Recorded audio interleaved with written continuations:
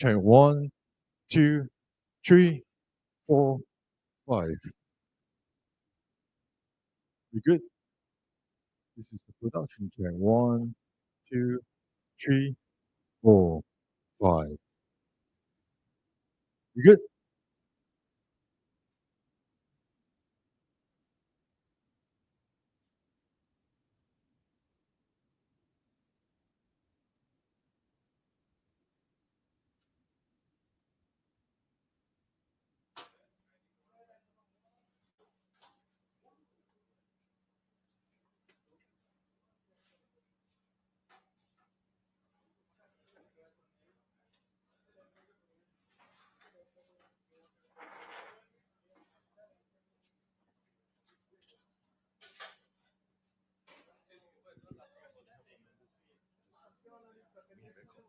And help me hold on this. I will just go on in front.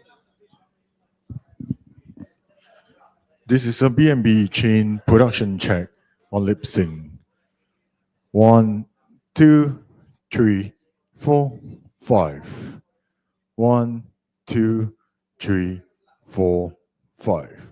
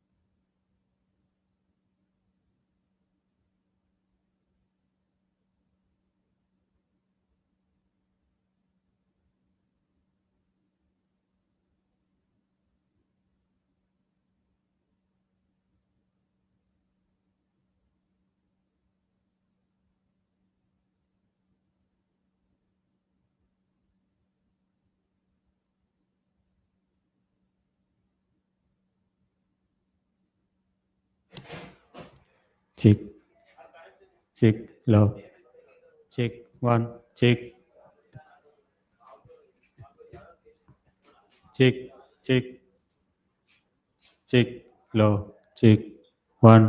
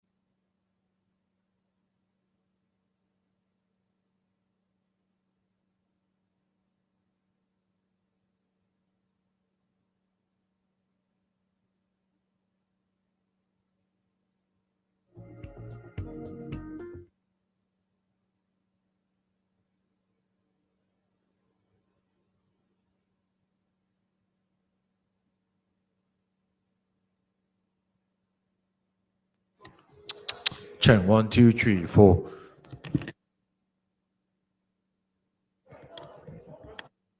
Chain 1, 2, 3, 4, 5. You want to stand here to make yourself comfortable? Okay. Yeah. Can use the mic and. Hello, hello, hello. Testing, testing. Okay, good. Yeah, it's fine. It's fine. Yeah. And our key partners include NVIDIA, SoftBank, Domestic Foundation, also backed by the number one BNB project, BNB Chain. And robotic market is exploding. Robotic market is even 45 trillion of robot.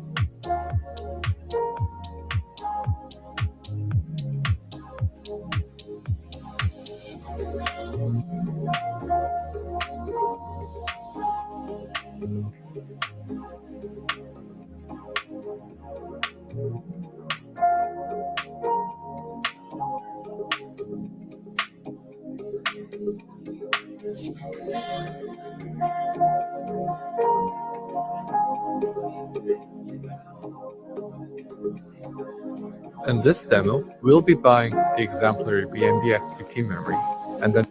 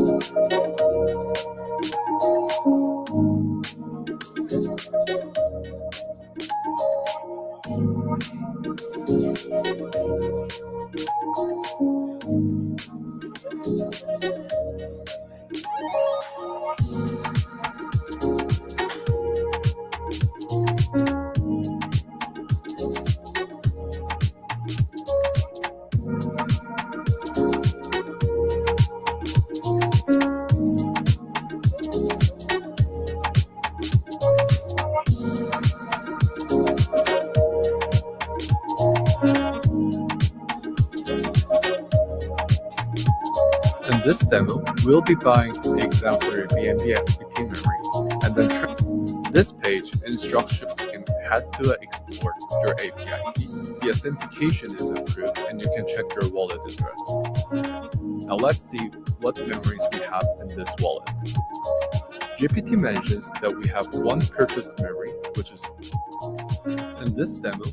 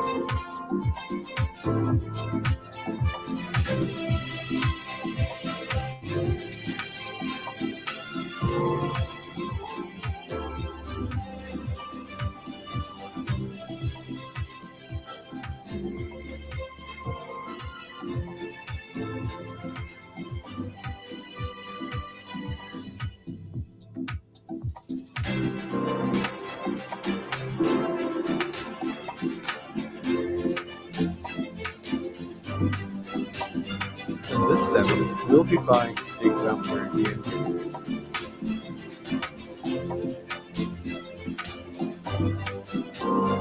In this demo, we'll be buying the exemplary BNB and then transferring it.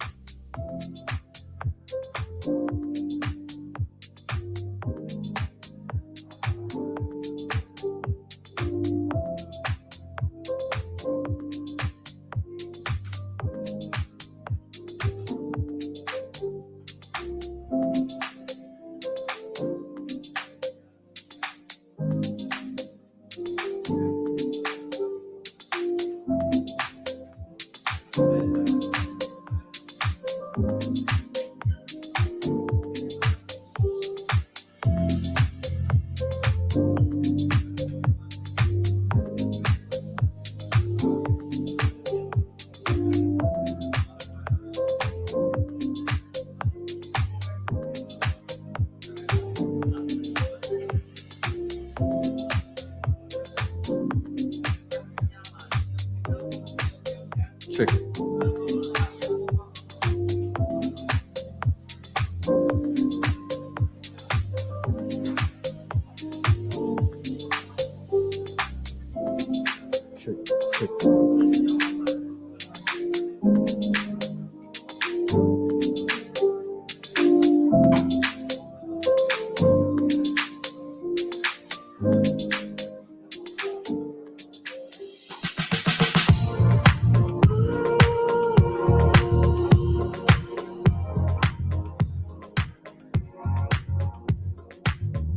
Check this.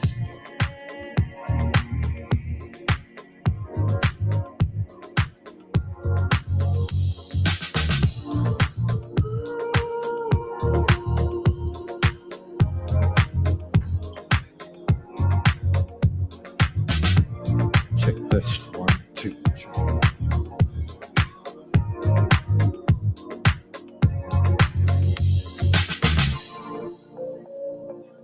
Check this. 1, 2.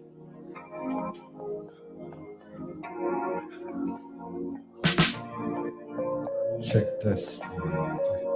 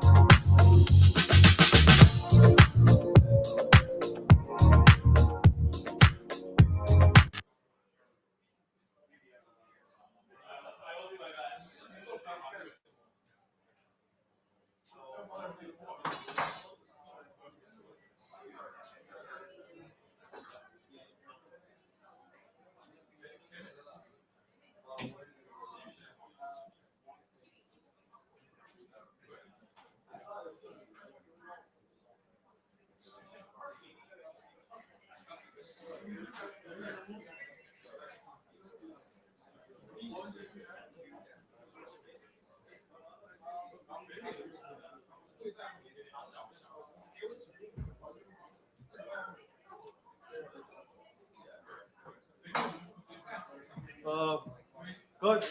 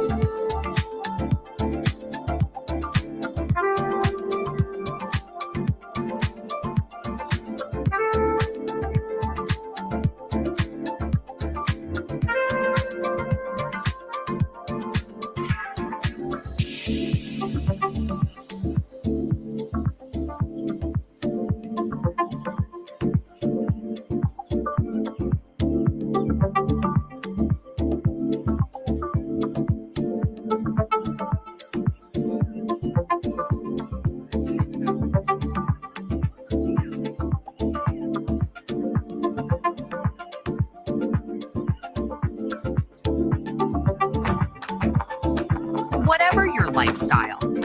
Whatever you like, Property Finder has a home for you. Find what you're looking for. You're just like my favorite song going round and round my head. Like my favorite song going round and round my head. 5 days on the freeway, riding shotgun with you. 2 hearts in the fast lane, we have big dreams in blue. Playing sweet child of mine, and I still feel alive. Where are you now? Where are you now? Hey, it's been too long to go, my love. Where did we go wrong? Too late to turn around. Where are you now? Where are you now? Hey, it's been too long. You're just like my favorite song going round and round my head. Like my favorite song going round and round my head. You're just like my favorite song going round and round my head. Like my favorite song going round and round my head.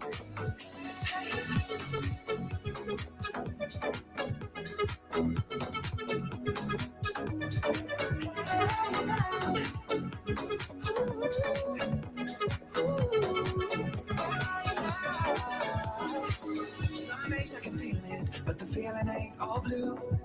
You got me believing one day you gotta come through. Lost in these city lights, cause I can't sleep tonight. Where are you now? Where are you now? Hey, it's been too long to go, my love. Where did we go wrong? Too late to turn around. Where are you now? Where are you now? Hey, it's been too long. You're just like my favorite song going round and round my head. Like my favorite song going round and round my head. You're just like my favorite song going round and round my head. Like my favorite song going round and round my head.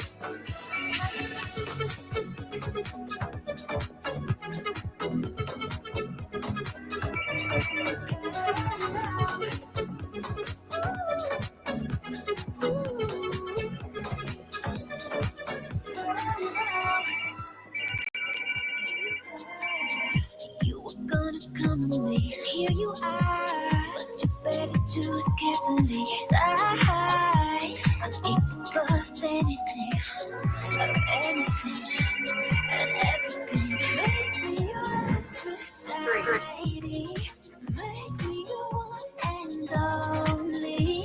The heart, make me your enemy, your enemy, your enemy.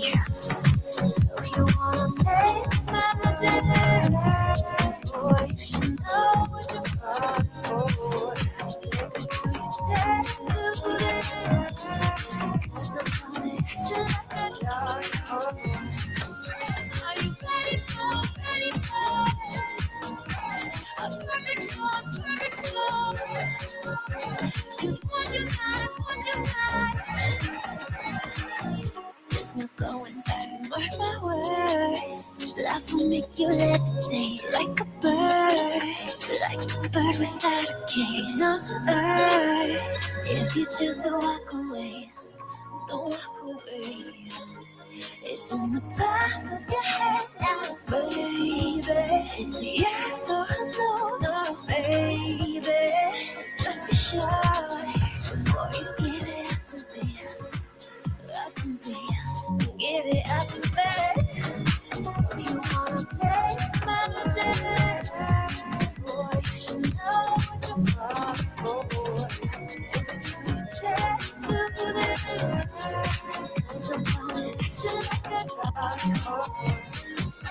Are you ready for a perfect storm?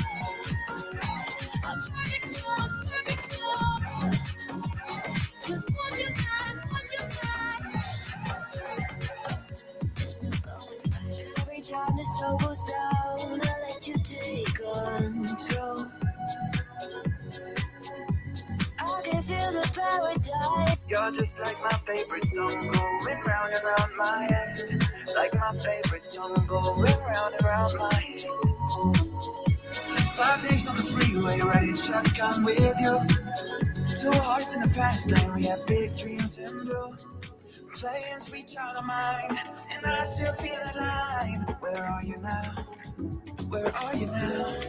Hey, it's been too too long to go, my love. Where did we go wrong? Too late to turn around. Where are you now? Where are you now? Hey, it's been too long. You're just like my favorite song going round and round my head. Like my favorite song going round and round my head. You're just like my favorite song going round and round my head. Like my favorite song going round and round my head.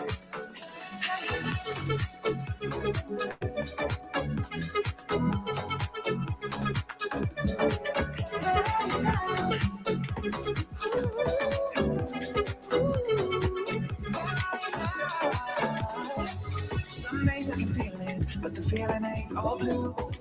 You got me believing one day you gotta come through. Lost in these city lights, cause I can't sleep tonight. Where are you now? Where are you now? Hey, it's been too long to go, my love. Where did we go wrong? Too late to turn around. Where are you now? Where are you now?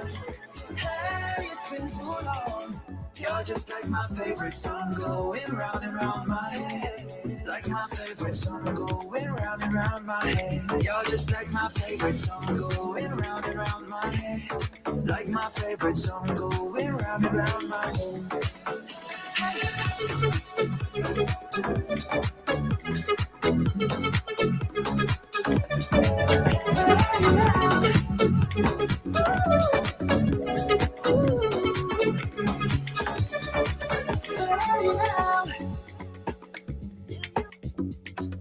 I couldn't name one person that doesn't use the Google platform.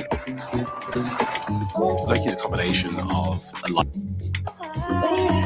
You were gonna come to me, here you are, but you better choose carefully.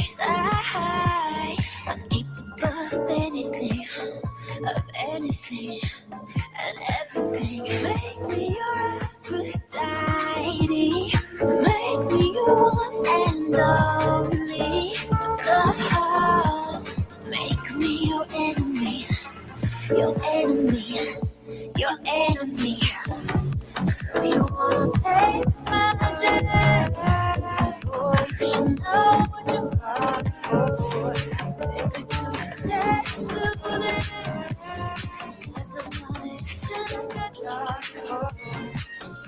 Are you ready for a perfect storm?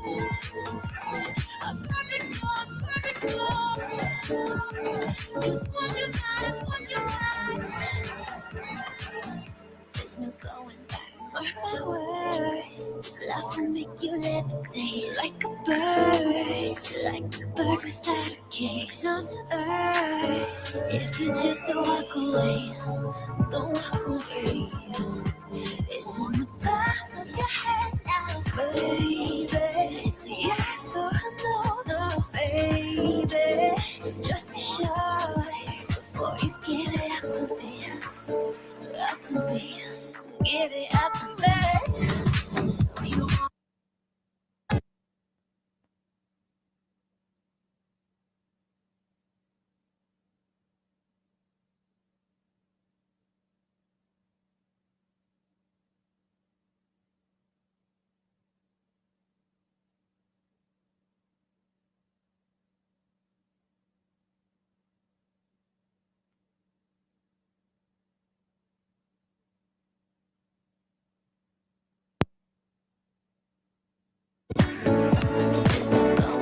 Every time the sun goes down, I let you take control.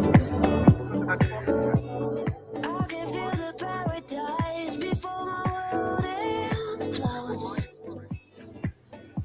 And tonight had something wonderful.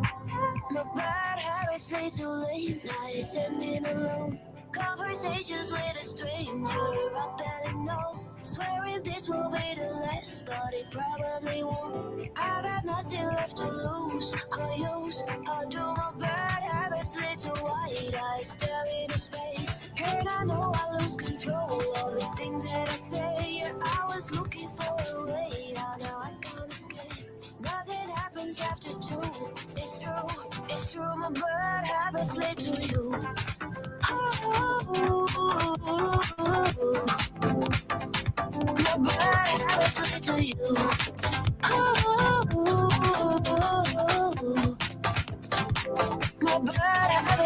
to you.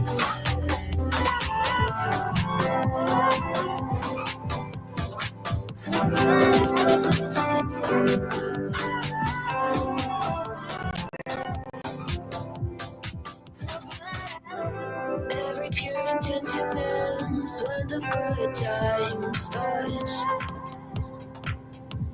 Falling over everything to reach the first time spark. It started on neon lights and it all got dark.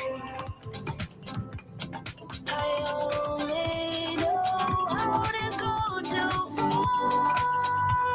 My bad habits lead to late nights and in alone conversations with a stranger I barely know. Swearing this will be the last, but it probably won't. I got nothing left to lose or use. How do my bad habits lead to white eyes staring into space? And I know.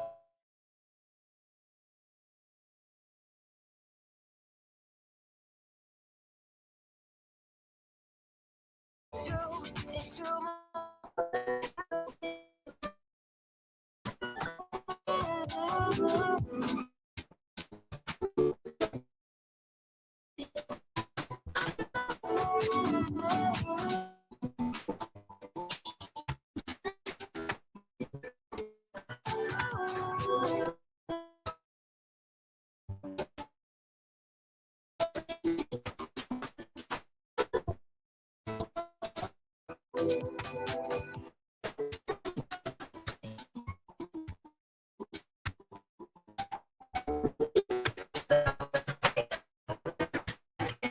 I could never leave.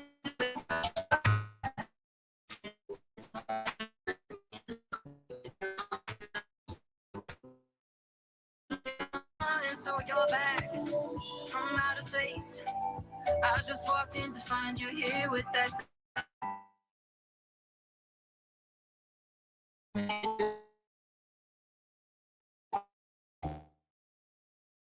I go, walk out the door, just turn around now.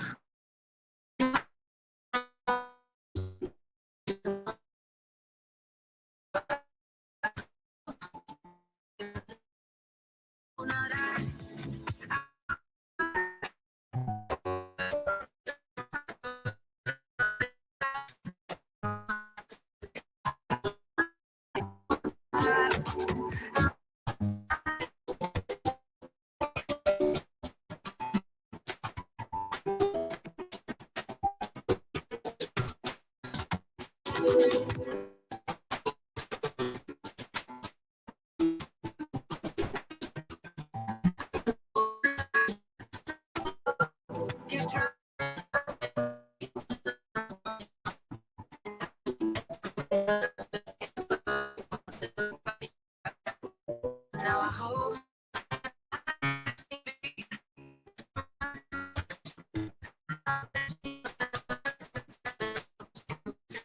it's like dropping in.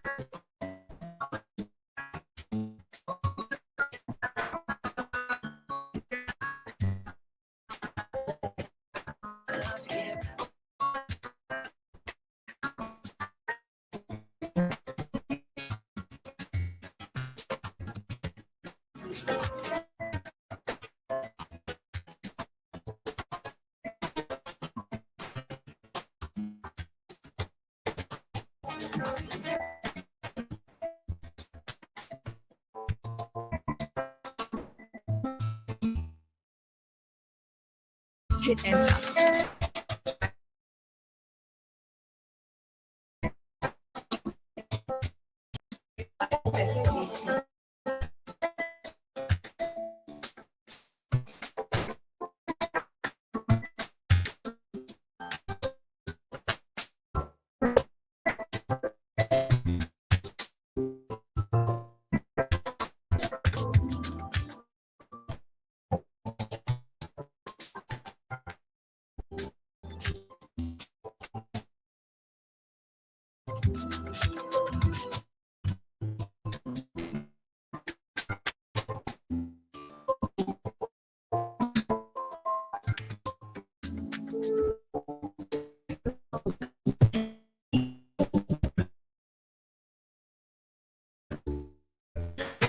Just say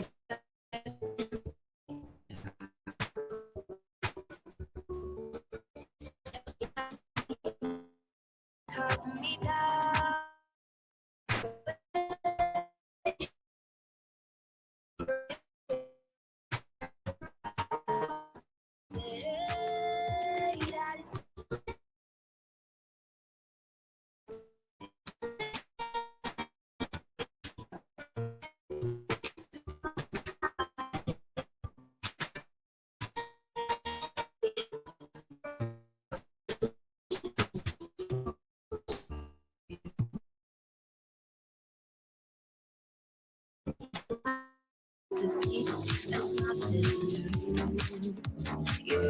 Yeah, I love you with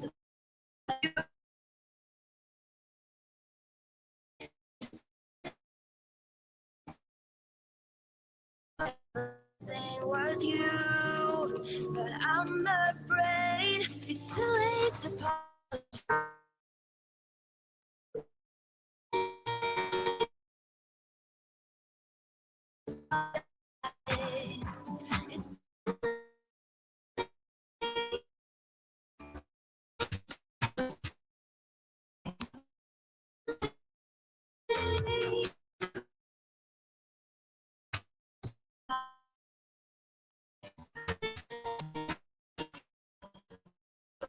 It's not a chance. Take the show.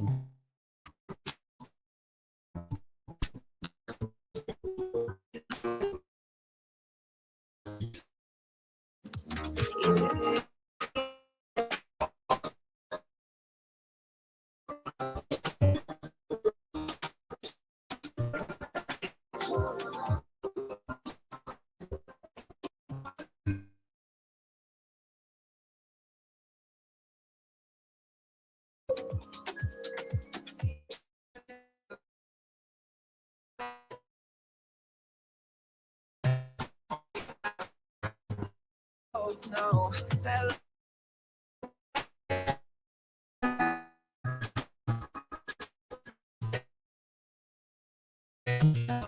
wrong.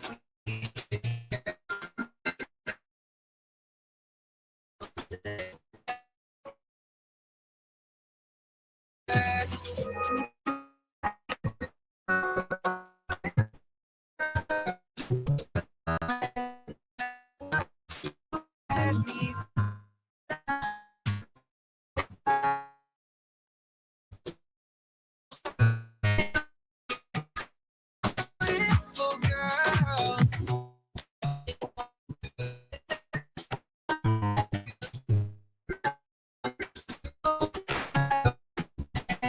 Oh,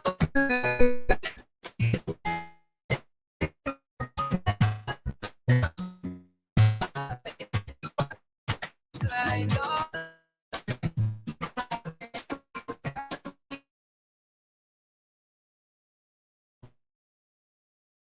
Now watch some movies on.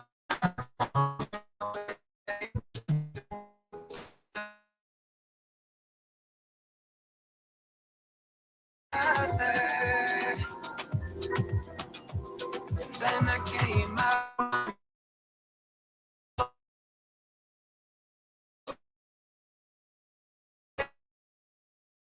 She wasn't the girl for me.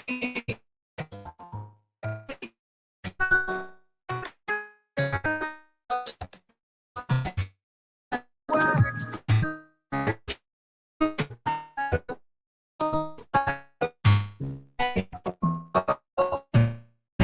all this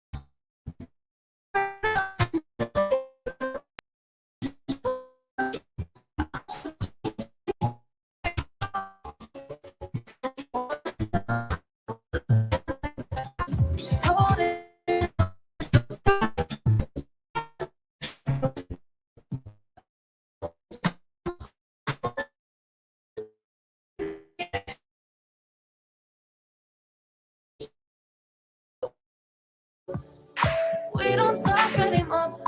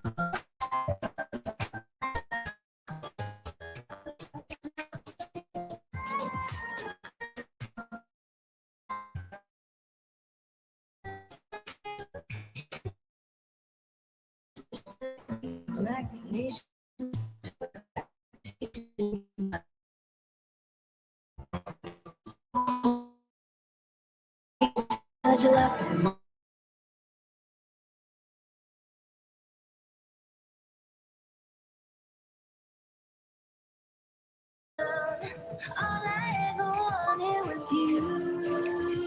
Let's take a drink of heaven, this can turn around. Let's raise a glass or two to all the things I lost on you. Tell me how they lost on you.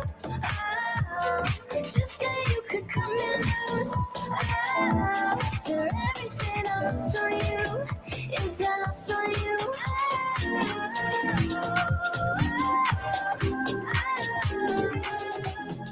Is that lost on you? Baby, is that lost on you? Is that lost on you? I couldn't name one person that doesn't use the Google platform. It gives us the widest audience possible. What's really important is that we can get our emotive story across in a concise manner and deliver amazing returns. And Google's been amazing at helping us do that. أنتم تعرفون الفن، لكن هل تعرفون فينومينا؟ إنها رحلة غامرة بكل معنى الكلمة. تندمجون فيها مع الأعمال الفنية وتتجاوب البيئة مع كل تحركاتكم. هذا ليس مجرد فن، بل تجربة متعددة الحواس ستغير مفهومكم للفن.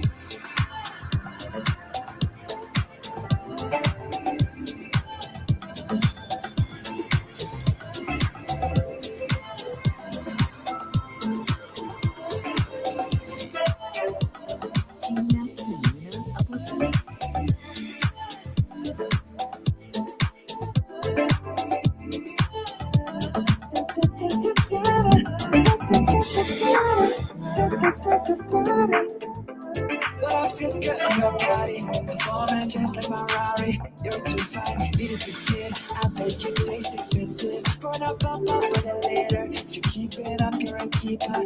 Tequila and vodka, girl, you might be a problem. Run away, run away, run away, run away. I know that I should. But my heart wanna stay, wanna stay, wanna stay, wanna stay now.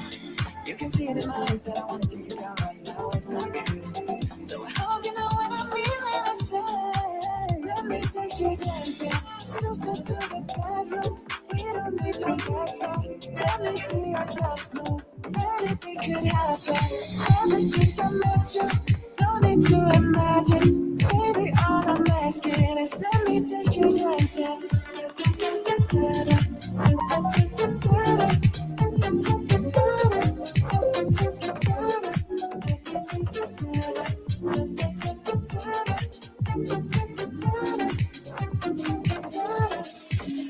But I'm just good on your body. It's just us doing this party. That Louis, that Prada looks so much better off ya. Turn me up, be my waitress. We got enough, so let's make it. Tequila tequila and vodka, cause you might be a problem. Run away, run away, run away, run away. I know that I should, but my heart wanna stay, wanna stay, wanna stay, wanna stay now.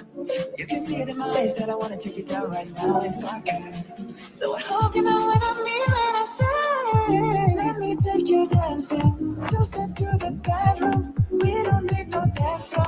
Let me see your best move. Anything could happen. Ever since I met you, no need to imagine. Baby, all I'm asking is let me take you dancing.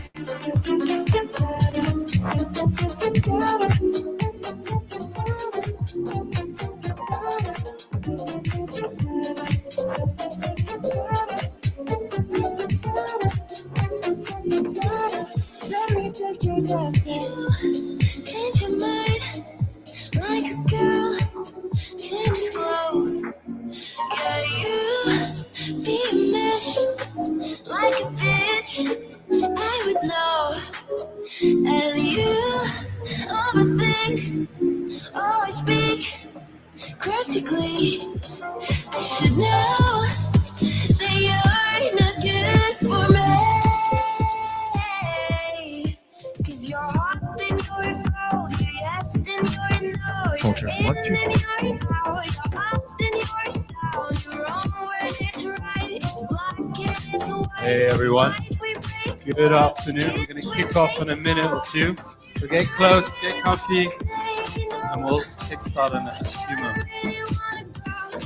Oh, you're hot and you're cold, you're yes and you're no. You're in and you're out, you're up and you're down.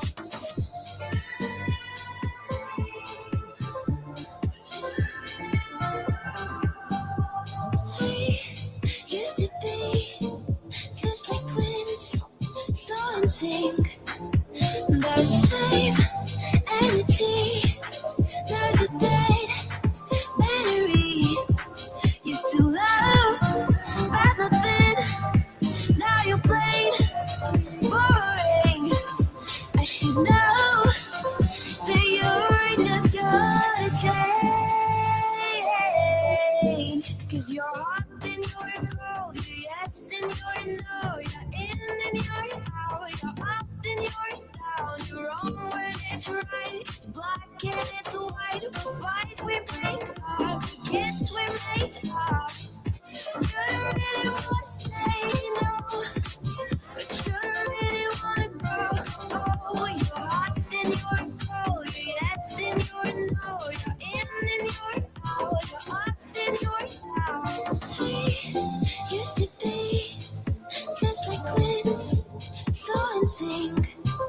The same energy, there's a dead battery.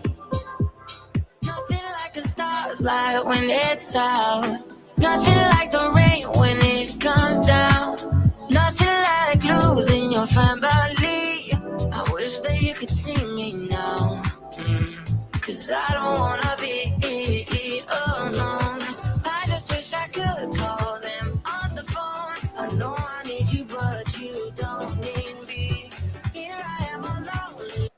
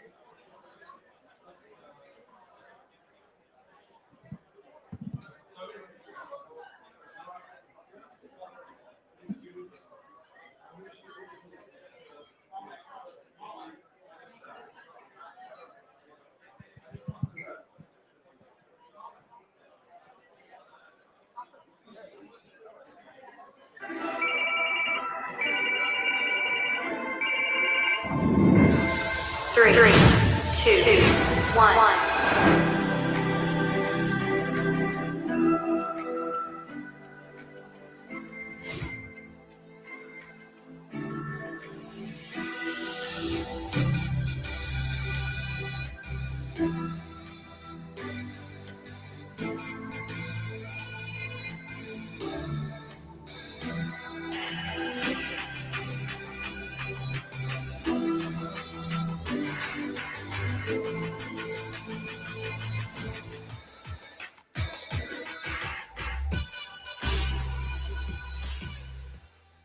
Hello.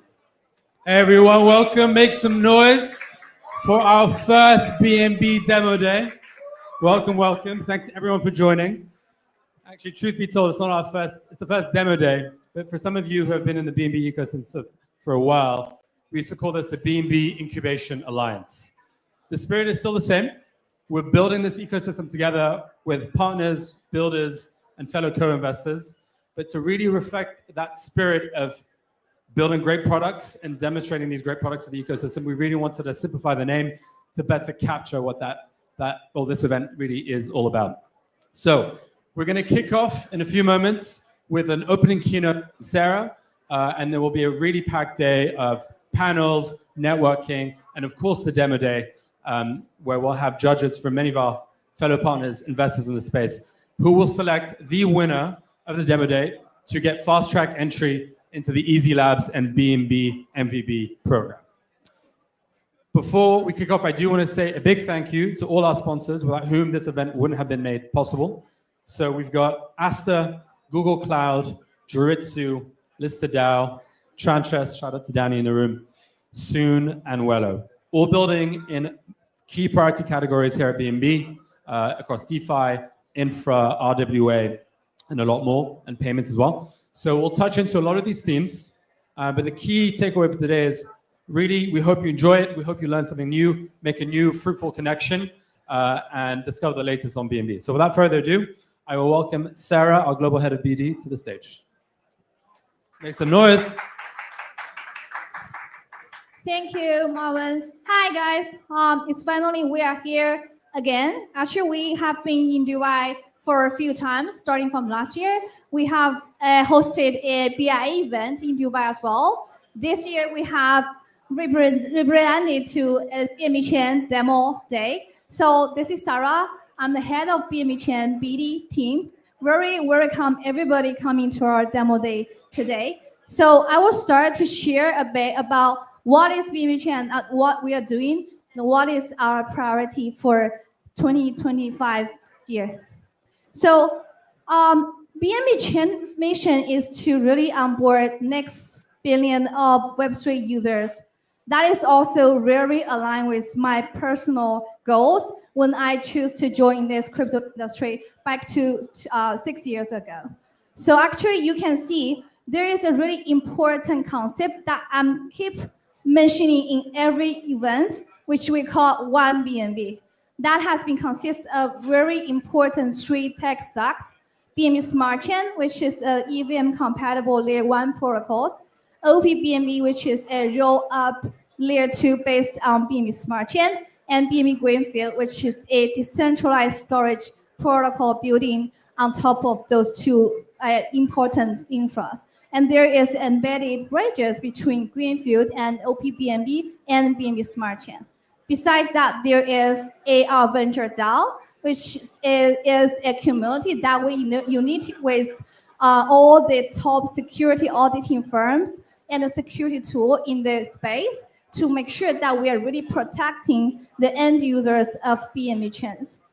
So if you're a builders or if you are a raters, those will be some interesting and exciting numbers I wanted to share to all of you today. If you're really building a product that is workable and you really wanted to get some users on chain, then you need to care about those two numbers that I will mention right now. One is the DAU number. So as I mentioned, we have two layers. One is BNB Smart Chain, one is OPBNB. So together, there is around 3 to 4 million of DAU on those two layers. But actually, at the peak time, we have around 4 to 5 million DAUs accumulated on two layers together. And also, starting from 2019, BNB Chain has been operated for over 6 years. So right now, we already have over 500 million unique addresses on BNB chains. So imagine you're really doing a project that is facing up to retailers. 500 million unique addresses will be your target users and audiences. And also if you're doing basic like DeFi protocol or you're just launching an asset on BNB chain, then you should care about the TVL and also the trading volume on BNB chain.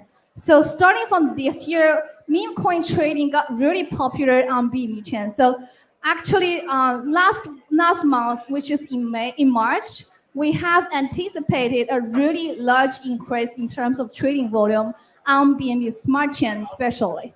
So in March, there is one single week, actually 7 days, we have got over 14 billion trading volume singly on BNB Smart Chain, and also there is over 8 billion TVL that has been locked on BNB Smart Chain. So there is really good liquidity if any of you wanted to have launch a tokens and assets or wanted to build a DeFi protocols on top of the DeFi layers and asset layers on BNB Smart Chain. Also, if you are end users, you want to trade tokens or transfer tokens on BNB Chain, you care about the gas fees. So here is the gas fee on both chains. BSC is node to 0.03 and OPBNB is node to 0.001 US dollar per transaction. And our plan this year is to lower down the block time from 3 seconds to 1.5 seconds and finally to 0.75 seconds, which means the gas fee will be lower again and the TPS will be higher more this year. So besides that, to achieve the mission that I just mentioned, to really onboard the next billion users, one of the priority for us this year is to really onboard native stablecoins and also PayFi dApps and users on BNB Chain. That is also why starting from last year, we have enabled a gasless solutions together with NodeReal, which is called MegaFuel. We do a gasless stablecoin transfer campaigns with top central exchange wallets to enable users to transfer the stablecoin, including USDT, USD1, which is a new stablecoin on BNB Chain, which also have got over 700 million circulations on BNB Chain right now, and also USDC, FDUSD. For them, you can just gaslessly transfer their tokens on BNB Chain, including BSC and OPBNB right now. Imagine you don't need to have BNB in your wallet. Then you can do the transfers for those stablecoins that I just mentioned without any fees on BNB chains.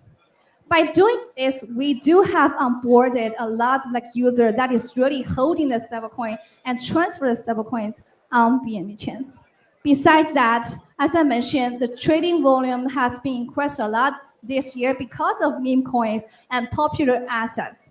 So we are also doing a lot of things to protect the user from MEV or from the sandwich attack together with MEV builders. So our goal is to really align with the developers and communities to really build some innovative and real use cases on chain. So as I mentioned, stablecoin is one of the priority. The next one is AI. So one of the goals for BNB Chain this year is to really build ourselves to be the AI first chain this year. So you can see there is an AI landscape that in our BNB Chain ecosystem. There is a lot of different type of projects that is building AI related things on BNB Chain right now, including AI agents, AI data, AI infras, AI plus gaming, a lot of other things. So we work on any types of AI builders to build your solutions on top of BNB chains. And we have already done an AI hackathon recently that is using, to incentivize and encourage different developers to work together and to get their applications really deployed onto BNB chain. And also I wanted to highlight one thing. BNB Greenfield, as one of the decentralized storage protocol on BNB chain, will be a key component when you are doing AI-related things. By having Greenfield there and the embedded bridges between Greenfield and the BNB Smart Chain, you can do any type of data file.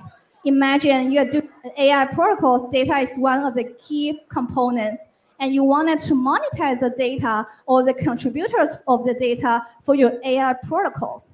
Then you can utilize Greenfield other decentralized storage protocols, and also you can have smart contract and access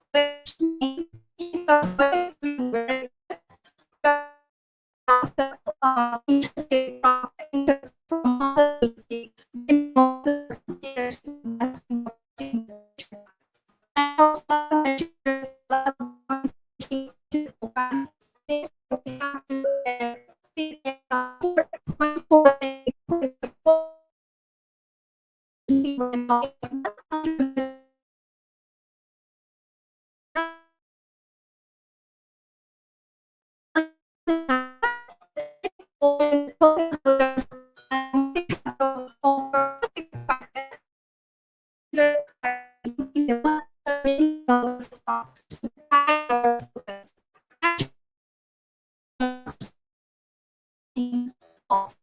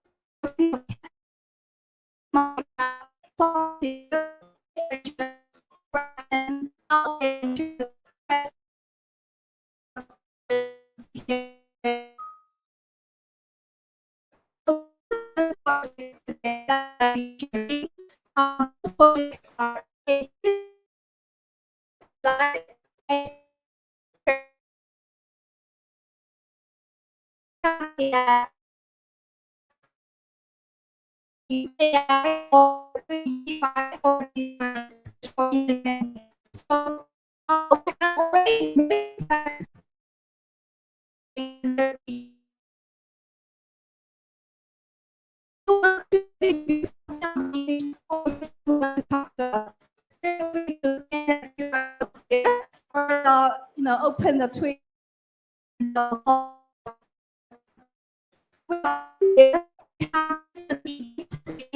as well.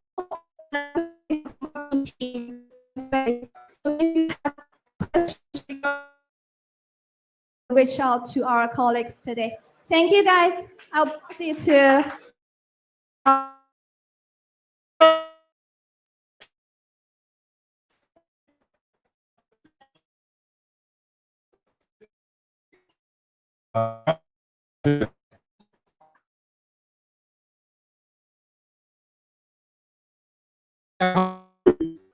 Good. Go. All right. Thank you, Sarah. We're going to Alex.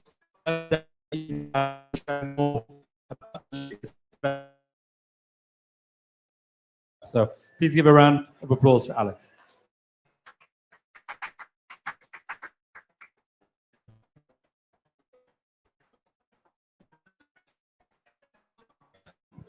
Okay.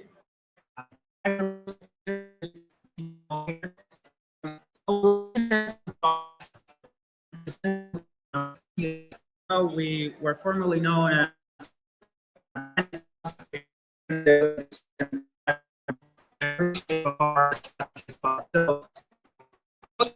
agenda. We are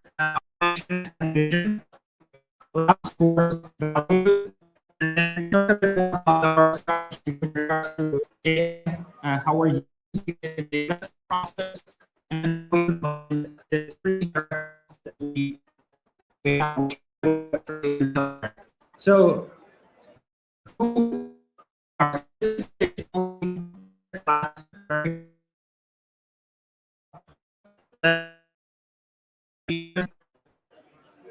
we're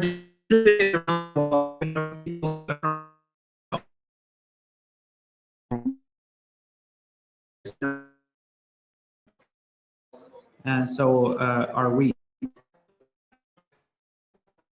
Our mission is to make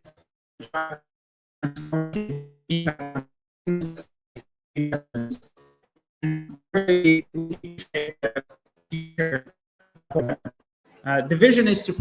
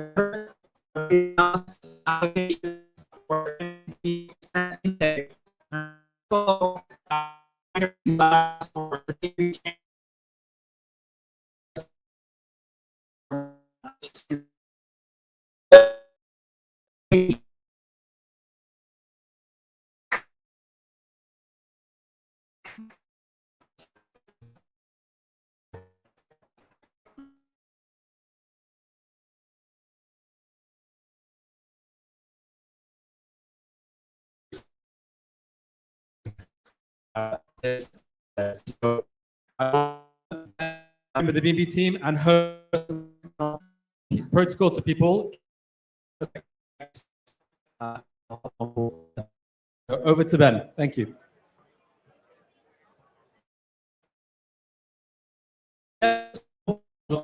Logistics, we're going to our main infrastructure partners. So yeah, the panelists join me right here.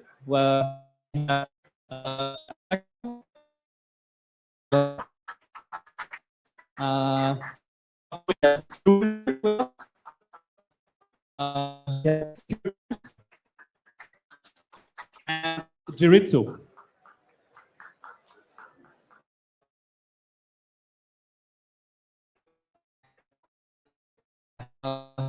Talk about infrastructure.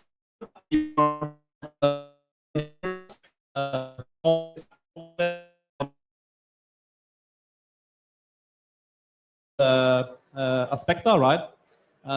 If you're going to the landing page, you can see that you're basically involved in creating liquidity for pre-market assets.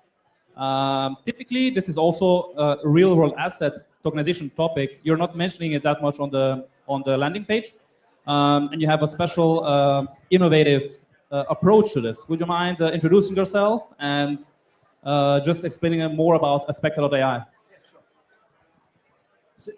Thanks, Ben. Hello, everyone. My name is Jack. I'm the co-founder of Aspecta.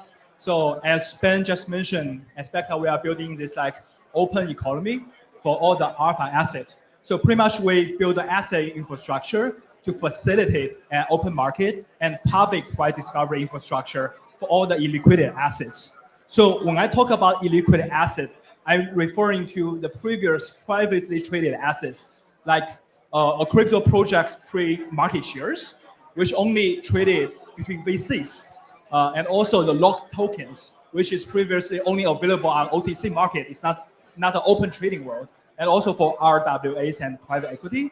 So what we do here is allow this public price discovery for all these illiquid assets and liquidize all these assets so we can build a sustainable, consistent price alignment on chain.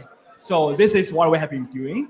So during the past few months, we are able to bring all these alpha assets like sign protocols, NFTs, Soul Layers, locked tokens, and other MVP projects pre-market share to the open on-chain world.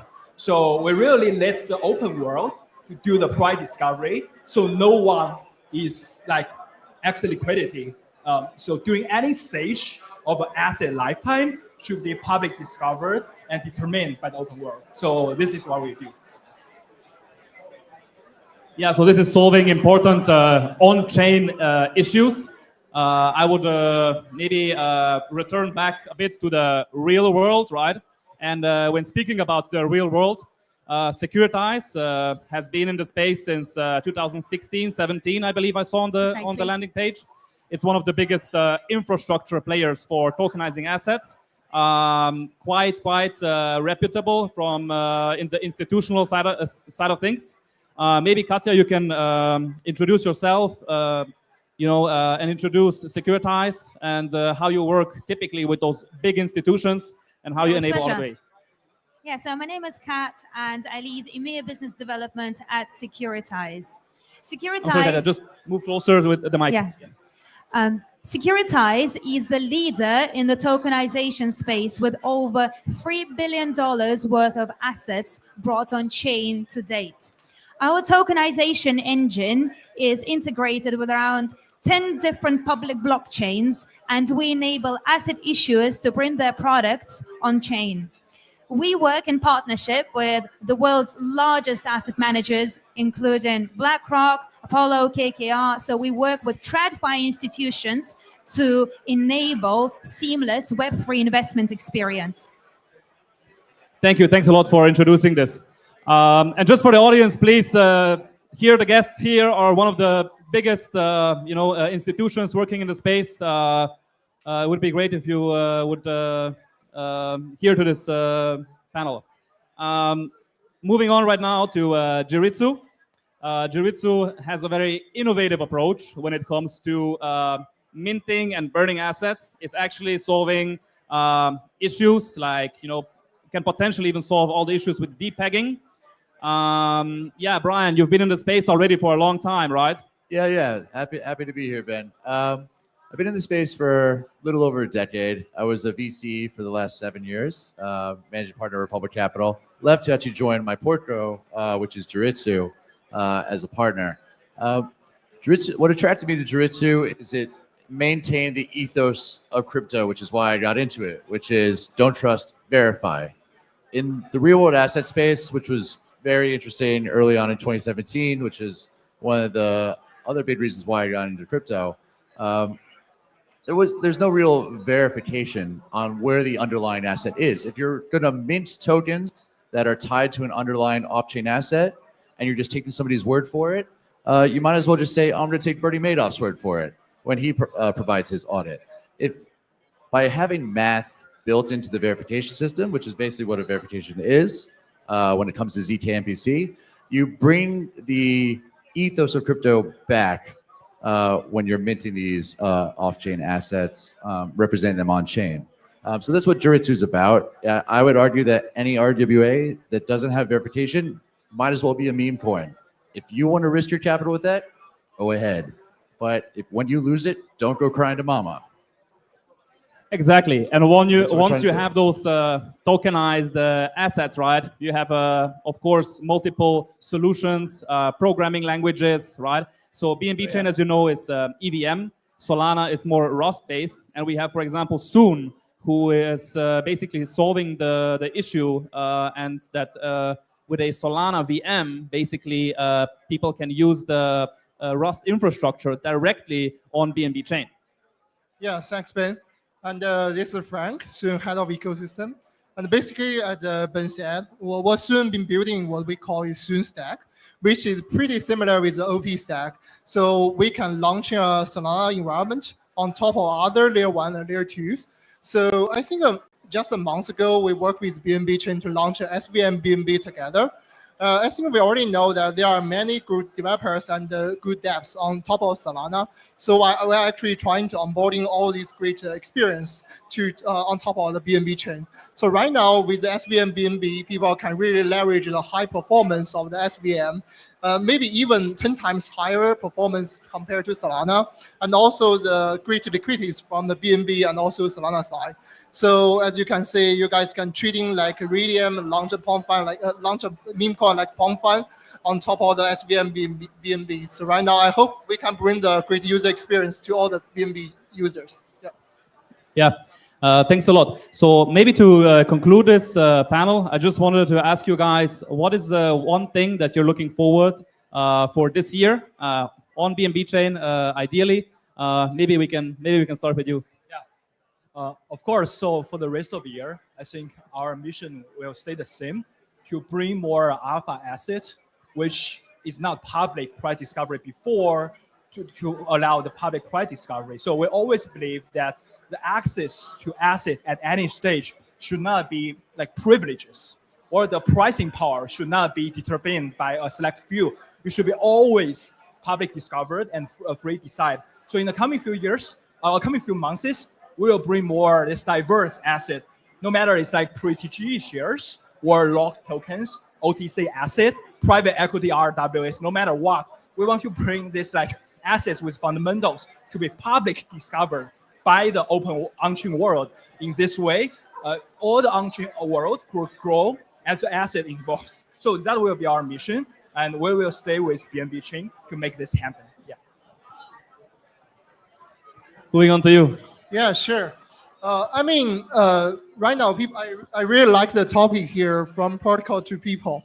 Actually, right now, I mean, our builders are really focusing more on the people side. So the user experience, the great trading experience, the great, really the product has the PMF.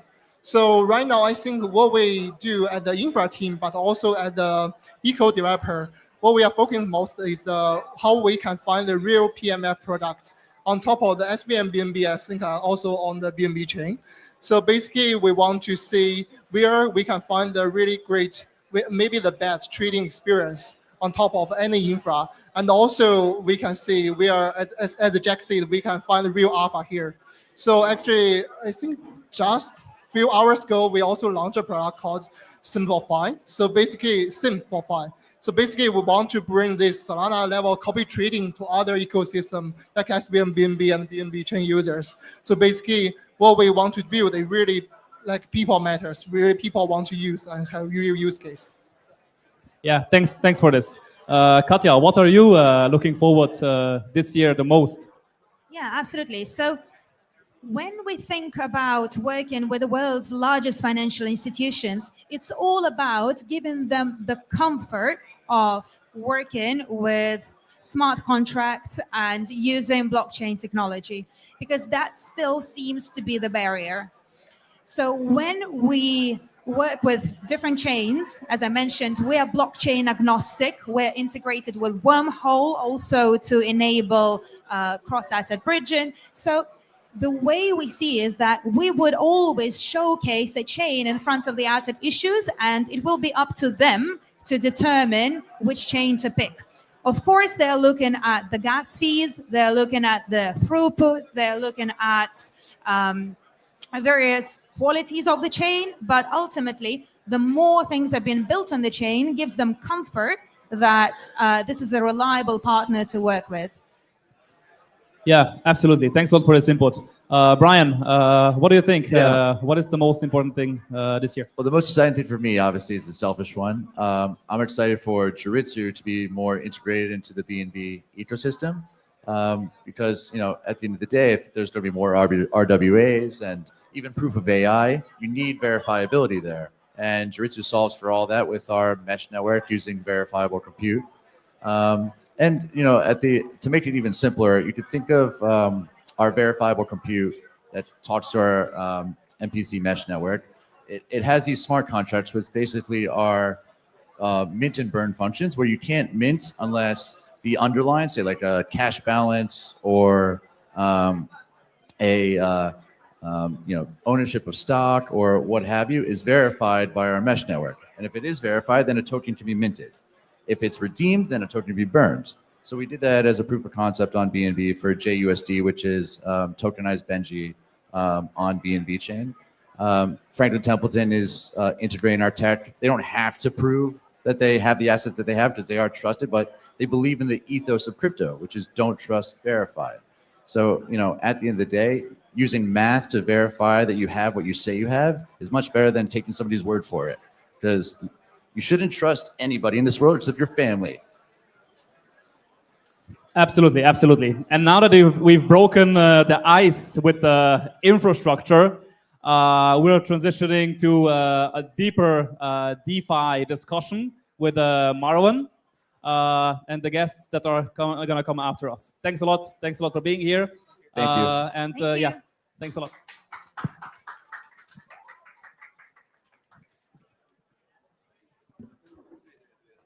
All right, everyone. How's everyone doing? Okay. We are now going to kick off our second panel before jumping into the main event of the demo day today. We will be talking about the future of DeFi, a future of DeFi beyond the farm. So with us today, if I can call on our speakers, we have Danny, the CEO and founder of Tranches, to join us on the stage. Woo! We have Lorena, the core contributor and BD lead of Listed DAO. Woo! Thank you, Lorena. We have Athena from Wello, who joins us on stage. Okay, well, maybe we'll jump to Leonard. It's okay, we'll jump to Leonard from Asta to join us on stage. Grab a seat, make yourselves comfortable.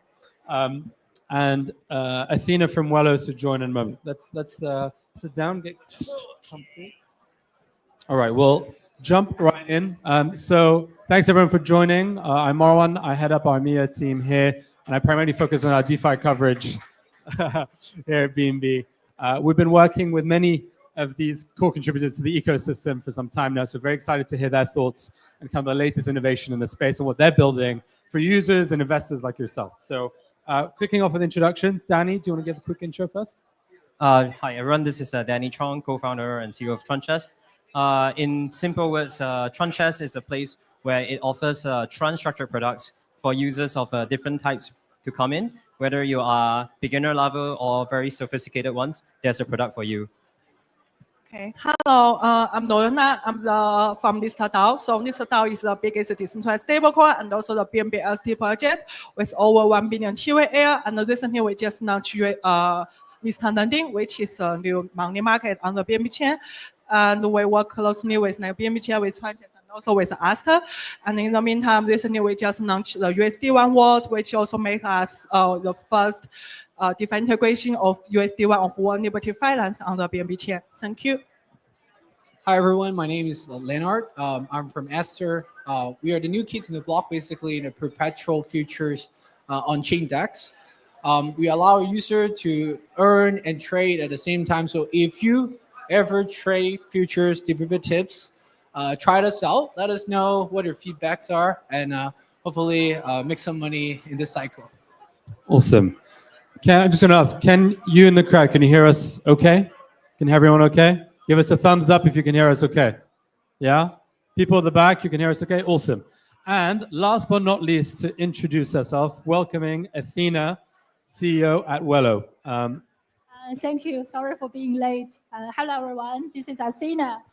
So I'm the founder of Wello, which is the first and biggest PayFi project on BNB Chain that we want to connect your Apple Pay, Visa, MasterCard, and all the local payment to DeFi to make DeFi easier. Yeah. Awesome. Thank you, Athena.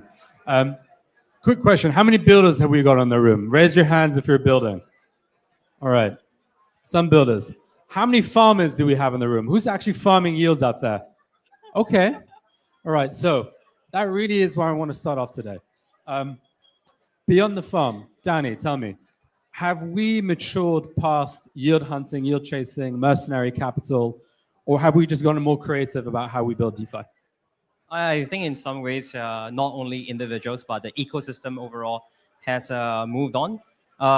I mean, compared to the earlier days, you'll see a lot of people dashing in with any protocol that's having the highest yield, right? But now you can see that people are more sophisticated. They are very careful. They actually look at who are the founders, what's their background, credibility in tech audits, what products actually are they offering. And I can also see that even VCs across, like when looking at the next investments, they are being very careful. Now, moving forward, I feel that people will be even more advanced when in terms of like looking at the next yield. People will be looking at whether this has a sustainable business model, whether the protocol is having revenue. The direction moving forward also can be very related to RWA. Obviously, I have a lot to say about RWA and sustainable yield, but happy to hear what the other panelists have to say. Yeah, Lorena, do you agree? You just launched your money market, listed lending. You're building up liquidity. What are your thoughts on this? Yeah, so I definitely agree with what Danny just shared. So first of all, I think people are getting more cautious, and also especially after the trend of the POM program and also a lot of the token incentives, this got diluted. So people will feel, okay, it's not something that they are interested in that much anymore. So maybe people will focus more on the real utility of the product as well as the real value behind the product. So that's also why we launched the money market, because we think it's can bring real utility for the users, for the communities. For example, if users, they have some available stable coins, they can come to supply to earn some relatively stable and risk-free yields. And in the meantime, if they want to, keep their position in BTC or in Ethereum, they can still use it as collateral and meanwhile borrow more BNB to farm in balance launch pool, which is one of the biggest investment option among all the ecosystem. So yeah, I think in the long term, people will focus on more on product utility instead of just token incentives, instead of just the airdrop. And in the meantime, I think RWA is still something that can bring institutional adoption and wider adoption, because it's also relatively safe and relatively stable. And in the meantime, I think there's I think it's a gateway to the whole DeFi protocol and DeFi world. Appreciate it. Leonard, you've been building and focusing more on the perp stack. So what are your thoughts on this kind of mercenary capital, this culture of farming that we have, and whether we've been able to kind of get past that teenager phase? Oh, can we help? It's okay. There we go. Just got it working. I think this farming culture is actually something that we've been looking at, because we're TGE, right? So we do have a lot of thoughts about how we can do a successful TGE with this farming culture. What we believe ultimately is the value that we can provide as a protocol, as a product. If we couldn't provide value that in terms of real tangible value that we can extract, then it's really hard to sustain that expectation. And we see that for a lot of projects, it's that farming expectation turns out to be a double-edged sword. It drives up your demand, but then it just crashes very quickly. And what we, Esther, want to do is we want to make sure that the expectation is realistic. And I think the entire market is also transitioning, in my opinion, into that more mature state where people don't just expect to farm their token and dump it, but to think about whether after farming they're going to be a long-term holder. What are the utility of this token? Does the protocol or product itself actually generate enough revenue to sustain that token? I think that's where we're gradually evolving into, and hopefully make this a little bit more healthy and more sustainable in the long term. Awesome. Yeah, I think we're definitely evolving as a space. And I think Athena, well, what you're building is part of that that next evolution, right, about cross-border payments. So I guess the question is like, what does DeFi 3.0 or the future of DeFi look like? Do you think we're already there? We're close? Are we already living in that paradigm? Thanks. I think that's a very, very important question. So I will always try to simplify the things because DeFi is already complicated enough. So all we want to do in one word is actually we think DeFi should be invisible. So when people using something, he doesn't need to think about it's DeFi or blockchain or crypto. He just thinking, oh, I'm just moving the money. So your question about the future of DeFi. So I think DeFi actually come in contrast with TradeFi. So we always talk about what exactly the problem of TradeFi and why we need to have DeFi, and then what is the nature, and also what is the future of DeFi. So I would think TradeFi, because this is because of you have to trust government, you have to trust the bank, you have to trust the intermediaries. Yep. This is the pain point that there are so many intermediaries that you need to trust. So if you move money from one place to another, there are so many intermediaries you have to go through one by one, and also the borders of the countries that you have to go through. So I think DeFi evolving from DeFi 1.0 to 2.0 is actually trying to move the trust in the institutions to the trust in the code, and also trust in the incentives that we want to enable actually better experience. I think the future of DeFi, as I said, I think, for example, DeFi 3.0, now people are talking about, I think it's actually a trust in experience. Yep. So you need to have a very simple way that, let's talk about like technology. I think blockchain, crypto, they're great technology, but internet was also a great technology in the past.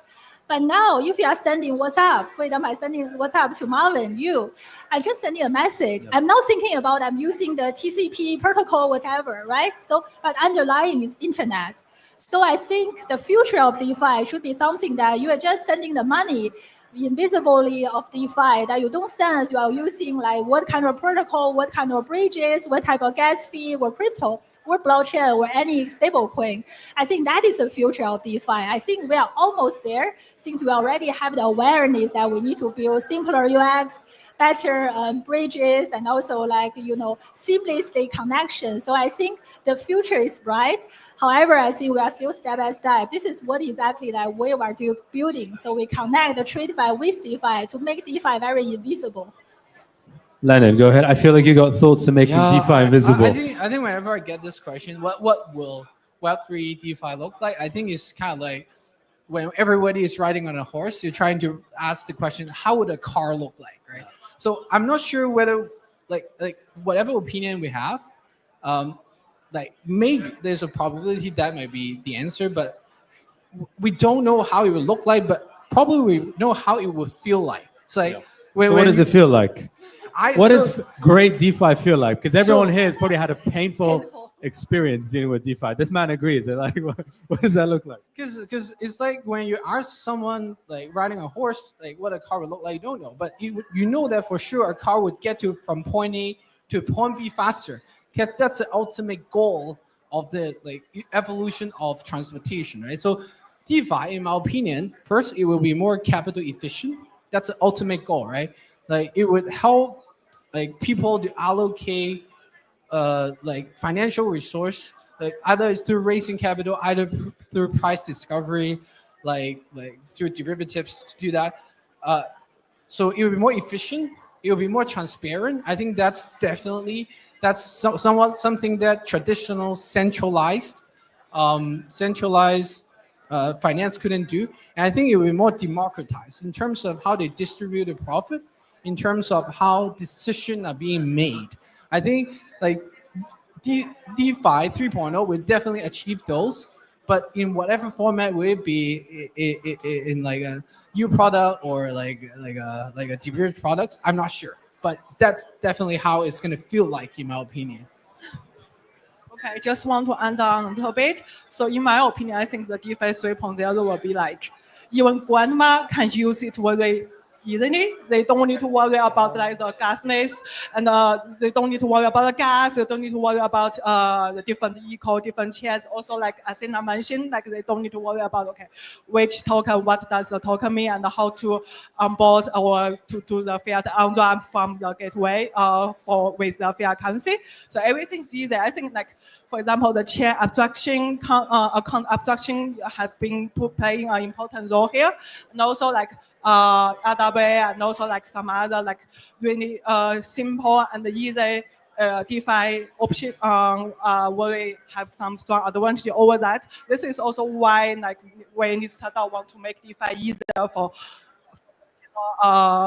general users, not only for the degens, but also for the beginners. So yeah, I think the DeFi 3.0 overall will be easier and also more permissionless. And in the meantime, I think the combination of the DeFi and the AI will be a new trend, because AI can help to, to provide some strong data analytic and also personalized investment strategy and also some suggestions and some insights. I think it's also very helpful to, especially for the beginners, like to make some investment strategies over DeFi with the help of the AI. So like the question is, what is DeFi 3.0? To summarize, for me, DeFi 3.0 is about being modular. It's about usability. And last of it all is being able to integrate into the real world. I think this is how I see DeFi 3.0. DeFi 3.0 will not be about you chasing. It will be about having the rails to be building into the future of how to actually get real world assets into DeFi.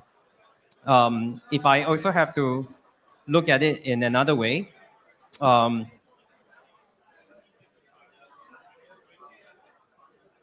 DeFi 3.0, right? It's the vision of like in the future, you have an account or you have a credit card that will be able to at the same time allow you to spend either crypto, stables, real fiat in any parts of the world. The account that you have will be readily transferable between banks, between crypto. You'll see exchanges that will be able to list DeFi products at the same time, possibly even having equities that you can go in and like just purchase with any sort of so-called value of storage that you will like. I'm just going to switch gears because we've got about 2 questions left for the time we have. So in the crowd, who can guess what's been the hottest category in terms of attracting liquidity and users so far this year? No guesses? I was going to give a prize, but never mind. Stables, right? So stables have been very hot. And we also have seen very big figures globally, politically, kind of also endorsing this as well. So quick question to you, Lorena.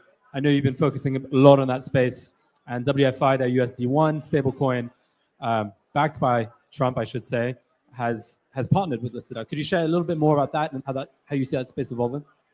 Yeah, sure. So for stablecoin, I think they actually play a very, very important role in the overall DeFi and in the crypto industry, because first of all, they are the gateway for the DeFi, for the crypto industry. Second, they are the medium of change, and also they are like the store of value, and also the account for the protocol. So there are basically 2 categories of stablecoin. One is like centralized stablecoin, like we commonly use like USDT from Tether, USDC from Circle, and also now we have seen some new game changers and new players such as the PYUSD from PayPal, and also especially the recent USD one from World of Liberty Finance backed by Trump. And also like I just shared that Mr. Nandin is working closely with World of Liberty Finance with the USD1 money market. So yeah, I think these centralized stablecoins are the very important players, of course, but also there are some decentralized stablecoins, and also there are several sectors under it. First of all, it's like the algorithm stablecoin. Previously, there was like UST from Luna, but right now there are like stablecoins like from the Sena, the USD, and also I know Asta, they also have their USDF, and also like other stable labs, USDX, and also the second sector is like the RWA bank stablecoin. This is also a very important category because like Ondo and also like usual, they're all doing quite well, and also they can bring. I think they can bring like institutional adoption because of the RWA concept and also the treasury bill bank. And the third type is what we are doing, and also what MakerDAO and Liquidity are doing, the over collateralized stablecoin, the CDP model. So this one allows like users to use more decentralized collateral like to borrow stablecoin and use the stablecoin for different usage and the utility. So you can use like ETH or BC or other blue chip assets and to borrow USD and then use USD and like to do the liquidity farming, to provide liquidity and also to do the lending.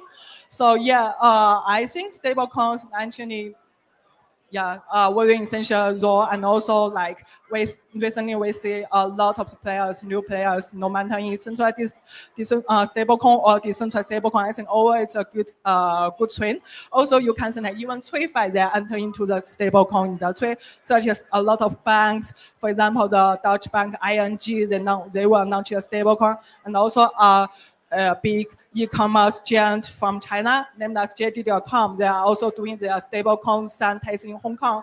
So I think like stablecoin has gradually even become a bridge between the Web 2 and the Web 3 world. Athena, I'll just get your thoughts because you're focusing on cross-border payments, presumably a lot in stablecoins. How would you see DeFi eclipsing or outpacing TradFi? Like, what does that look like, and is it possible? I firstly want to echo what Lorena said about stablecoin. So currently we see very healthy competition in the stablecoin space. There are so many new stablecoins. So however, I do think that for the DeFi to really outpace TradFi, stablecoin of course is a very important vehicle. However, I think there are two things are still missing. Number one is about more distribution channels for users to get access to USDC, USDY, whatever. Yeah. So for my parents, for my friends, whoever doesn't really understand crypto, they stablecoin first. And secondly, is about more use cases. So what can they use the stablecoin for? Right? They actually can do like the yield farming. They actually can do the cross-border transfer, etc. I think those are the two things that, apart from just stablecoin itself, I think more builders will also focus on these two parts as well. So you're talking about TradFi, so traditional cross-border. I think that is not the issue that only technology can solve. I think maybe we didn't talk about compliance, but again, I think the traditional, this is actually an elephant in the room.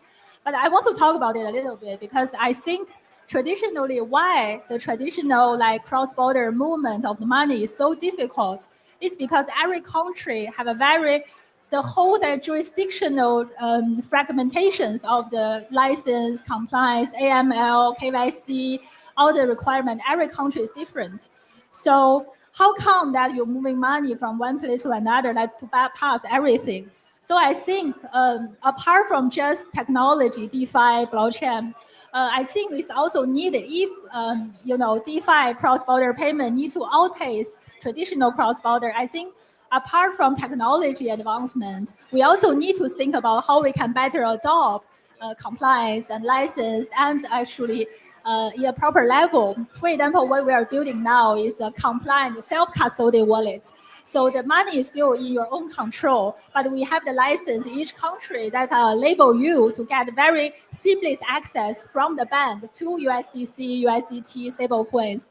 And we're also working with a project like Eon and for meme to introduce the meme coins directly. They can buy Apple Pay from Apple Pay directly to the meme coins. So I know a lot of people we want to find more use cases for the stablecoin to be used. I think that is eventually solving the problem. Yeah.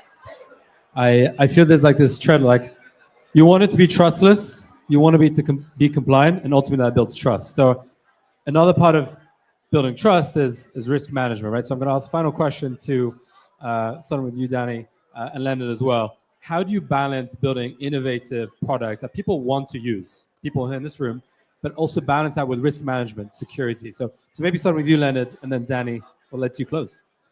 Sure, that's like the $1 million questions. Yeah. I think so. I think if you talk about perp decks, recently there's been a lot of not even perp decks. It's just perp exchanges. There's been a lot of discussion about risk incident. Like Hyperliquid had a very high profile exploitation recently, like Piquet, and actually a lot of these problems that at least the prep decks are facing are already known problem for sex. Like they have experienced like full cycles, and they have implemented certain measurements to kind of like mitigate those risks. Like it's obvious that like a lot of the prep decks try to loosen up or challenge those standard practices a little bit in order to provide a product that is more attractive to certain niche users. So I guess this is something that we have to go back to our roots and think of, okay, are we really innovating, or are we just loosening up control by creating a product that is just proven to be not long-term sustainable? Our approach to this is because a lot of our team previously worked in the sex in terms of product, in terms of technology, is that we want to be on the more conservative side, because ultimately we think that the security of fund is probably, it has the highest priority for our users. It would mean nothing if you lose your principal, basically. So like we want to make sure that, always make sure that user funds are safe, but at the same time we want to innovate in terms of how fundamentally this changes like some of the first principle question. For example, does this actually enhance self-custody? Is it actually solving something that sex couldn't solve? Because if we're just losing out like some risk control and making it more attractive, we're not solving a problem. We're basically just adjusting a parameter by giving out like a product just with a different configuration. So I think at the end of the day, we try to always innovate on a first principle basis, actually do something that's different, instead of just by losing some control, circumvent certain like maybe compliance restriction, and call that a new product. I'll say that's how we approach this in general. Great. I think Marwan asked a very difficult question to end the panel. I mean, you want to balance decentralization, you want to be also at the same time doing risk management. I think there's a lot of things to say and consider for the last answer to the panel. But if we look at it from a protocol perspective, a lot has been done. Like be it from exchange or from a chain level, you can see that the protocols are now being due diligence checked upon by be it a chain or be it by exchanges to ensure that it's of good quality. There's a lot of DD being done. In terms of the revenue, is being encouraged and being shown to users that like protocols coming in is not a fly by night. There's actually real use case. There's actually genuine revenue coming in to give sustainable yield to users in the world of DeFi. Now that is from a protocol perspective. If we have to look at it, risk management in a DeFi space, right? I would say that at this point, if the real world people who doesn't understand DeFi comes into the world of DeFi, I'm very worried for them. I'm seriously worried for them. They're gonna get wrecked. Yeah, they're gonna, exactly, right? So I guess that's where, if there is an intermediary which can help handle the process to show and curate who and where to go to for a first start, and second of all, to buffer against them, using the wallet on their own. For example, all the exchange-based Web3 wallet will be very good use case, right? So like you are already introduced to the world of like what's digital assets, what's token, before you actually take next step, having a wallet that's guarded by regulation from the SEC side to go into DeFi. And they are curated DeFi like listed out, asterisk, for you to go inside and do farming. And as you know, the yield farming comes from the exchange itself, right? BNB rewards. So those are sustainable yield. We've chosen selected, curated protocols to work with. That's very safe. Last but not least, I think definitely the so-called user experience has to be improved to make sure that we don't fall into kind of like a difficult to see protocol. You happen to click on the wrong kind of like a button and then what happens to you, you don't really know. You get scammed, you get whatever. So I think UI UX definitely needs to be improved in that sense to reduce kind of like a new user's experience, the ability to fall into pitfalls to get reduced. Athena, do you want to add something, or I feel that you're itching, no, or no? No, it's fine. Yeah, I think like already every point is already been covered. So again, I think DeFi shouldn't be really complicated. We all talk about experience. Yeah. We want to really build better experience. Yeah, I totally agree. DeFi should be easy. Like grandma should know how to use it. Make DeFi easier. Awesome. So with that, we'll draw this panel to a close. Please join me in giving a big round of applause for our panelists with us today. Thank you. Thank you, everyone. Thank you.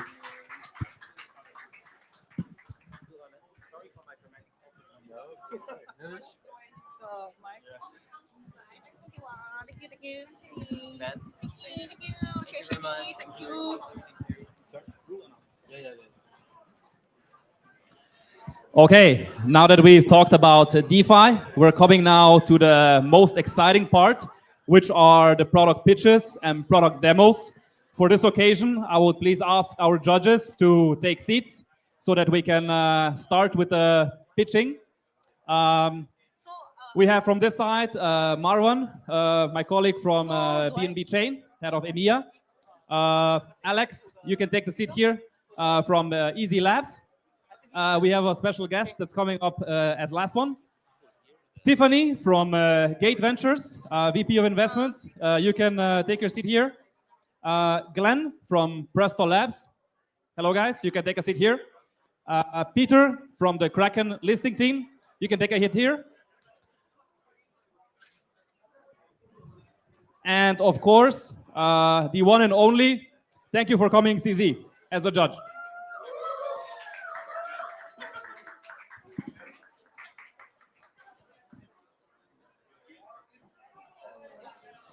So just to understand, also the audience understands the rule announcements. Can everybody please take a seat so that we can continue with the rule announcements? We are evaluating projects here that have been heavily vetted by us already. Those are top tier projects that that are going to pitch for 10 minutes, including their demo. The judges are going to evaluate them based on 5 criteria. The number one, probably one of the most important, is their business model. It means basically how well is the project envisioning their revenue and their sustainability of the business. Secondly, innovation. So are they a first mover, for example, in this category on BNB Chain or in general? That's also an important category. Number 3, we are evaluating their teams and their experience and how it relates to their project right now. Thereafter, we have the BNB Chain growth potential. And as a last one, the most important one is the product demo from the founders. On this occasion, I would like to welcome Term from this side. Thank you, thanks a lot. And yeah, we're going to start with the first 10 minutes of your pitch and demo. Thanks a lot for joining. Thank you.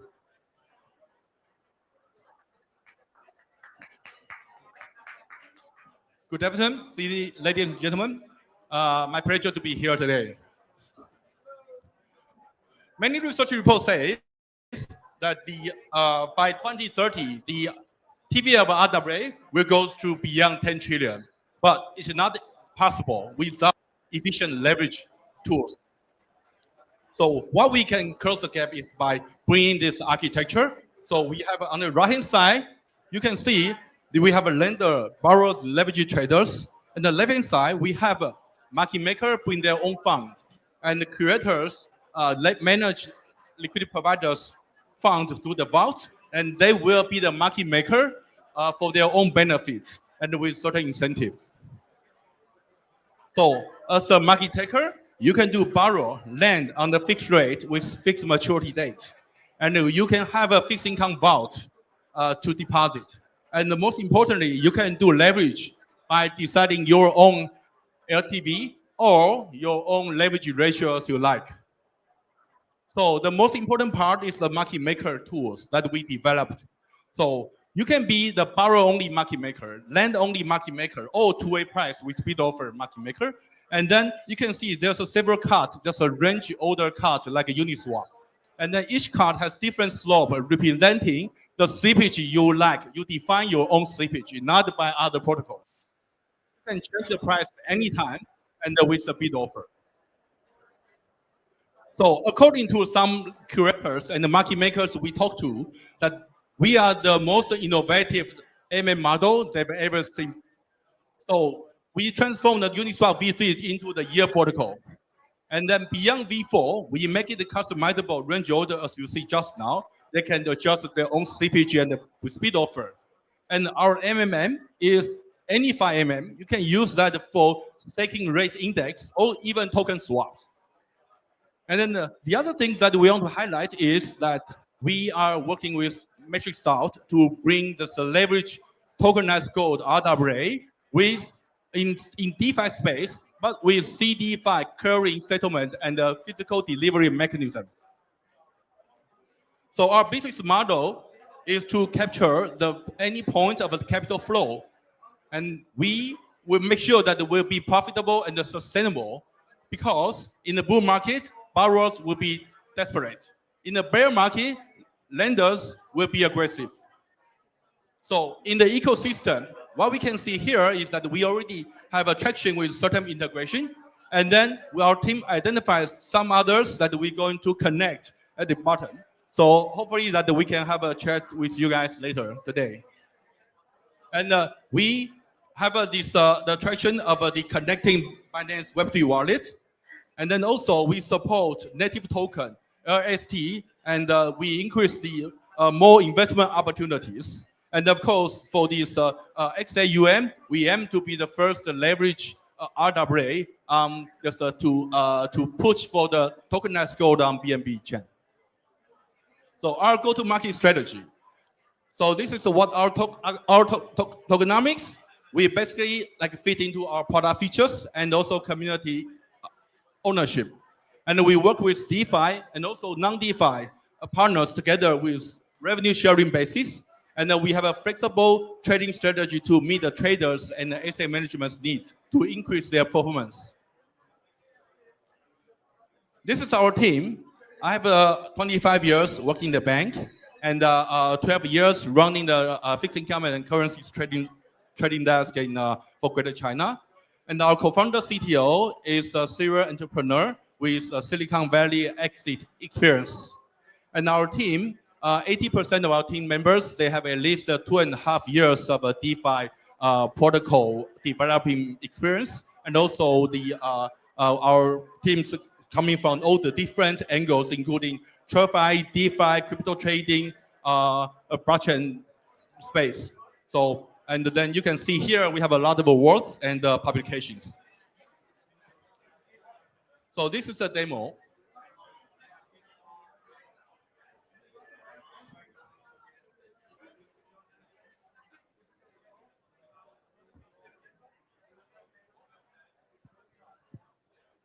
Each market pair is isolated. When you lend, you receive FT, Can we have the audio, please? redeemable 1-to-1 for the debt asset at maturity. Track your FT in the dashboard, buy more to increase your position, sell to exit early, or redeem at maturity. Borrowing on term max. To borrow, provide collateral. Each pair has a fixed rate and a maturity date. Borrowing positions are represented by GT ERC 721 NFTs, which symbolize your leveraged borrowing position. A GT represents your collateral linked to a specific debt and maturity. Use the dashboard to monitor maturity, health factor, GT value, and liquidation risks. Earn vaults. Curators manage the vaults. You can join or exit anytime. Pick strategies that match your risk level to earn passive income. Leverage. Leverage your position with a single click by buying GT. Before confirming, review important details such as leverage ratio, maturity, and liquidation parameters. If collateral drops too much, your position may be liquidated. Term Max Market Maker site.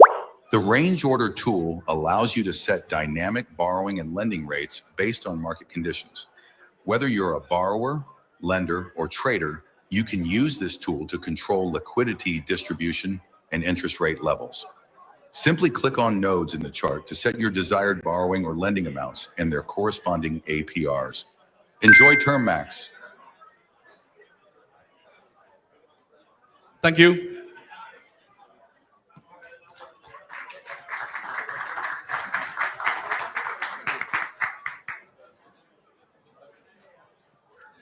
Okay, kindly asking for your Q&A. We still have 3 minutes.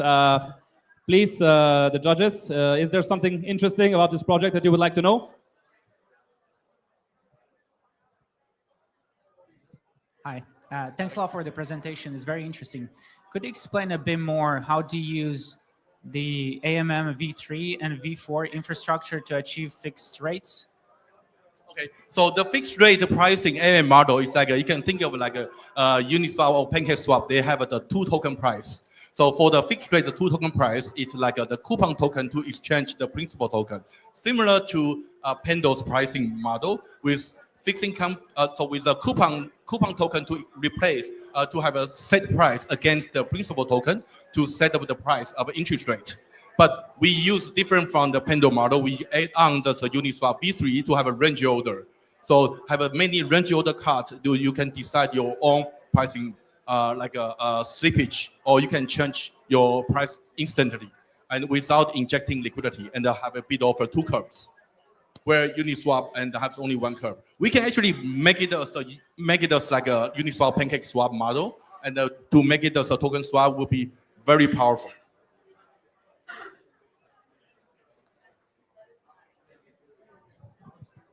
Hello. How do you differentiate from your competition? There's quite a lot of lending protocols.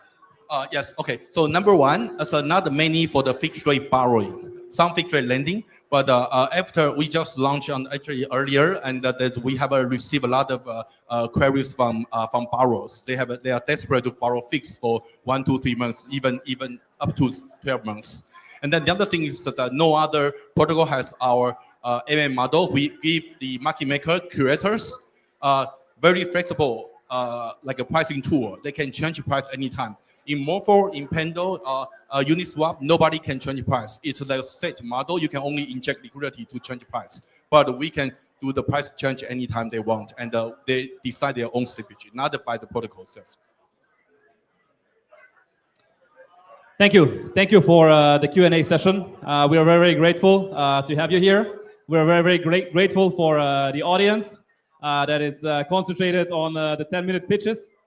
For this occasion, I would like to invite Aegis as the next project that is going to do their pitch and the demo. Yeah, so we're going to have a live demo for this project.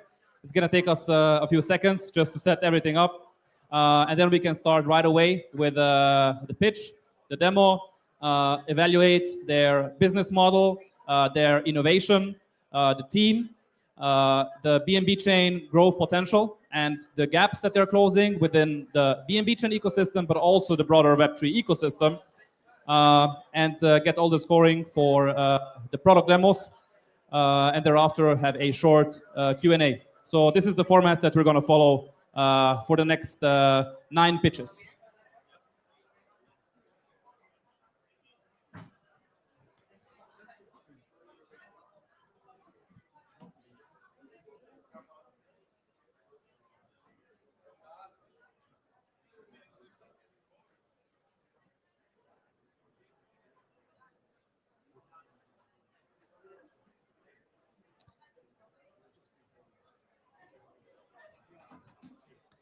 Introducing Aegis.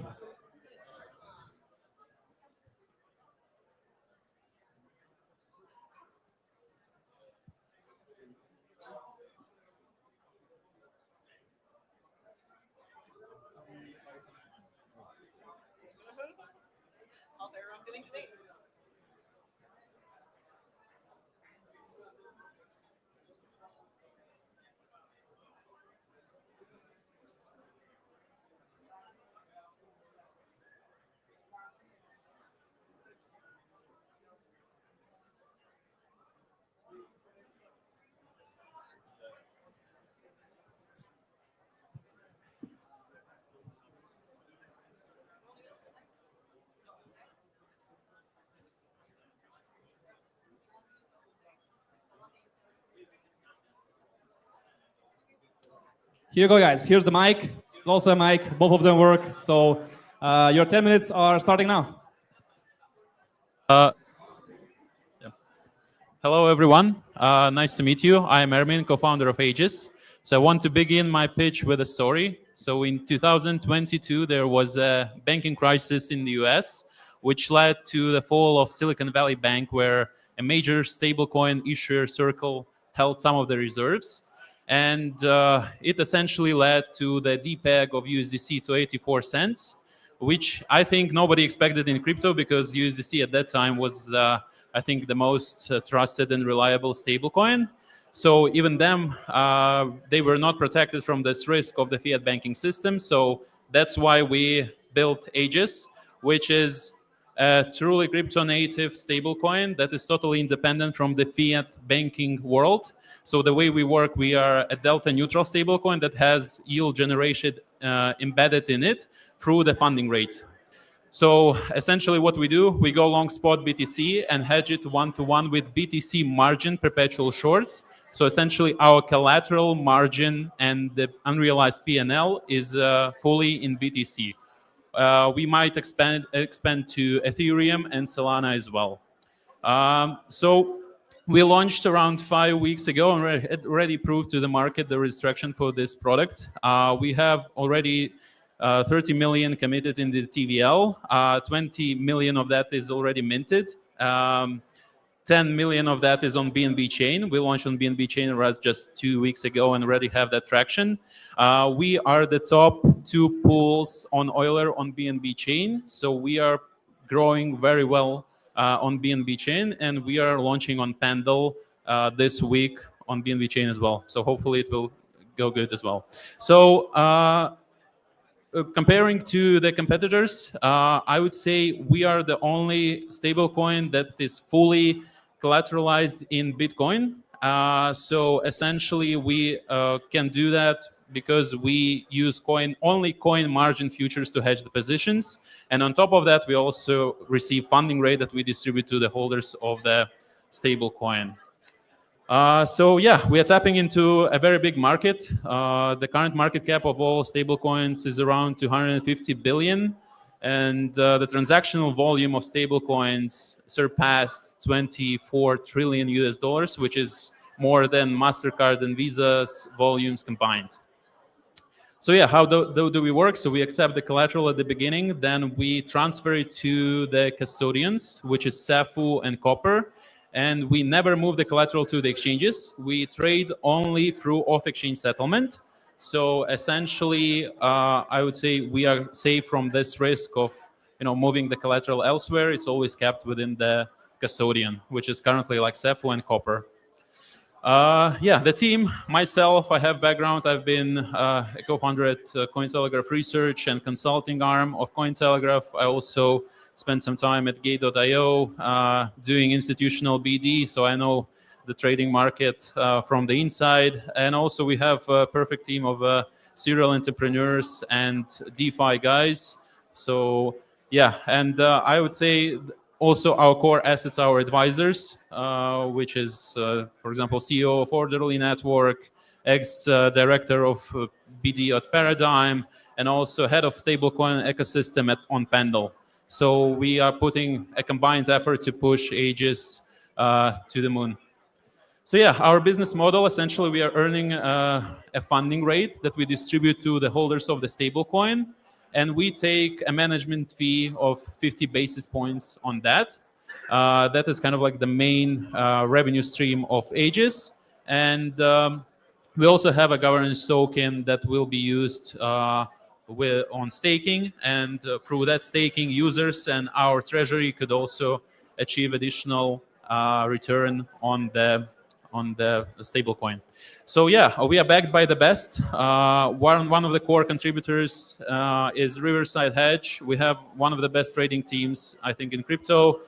They do around 30 billion in multi-trading volumes. So part of their team is transferred to us, and also the trading technology.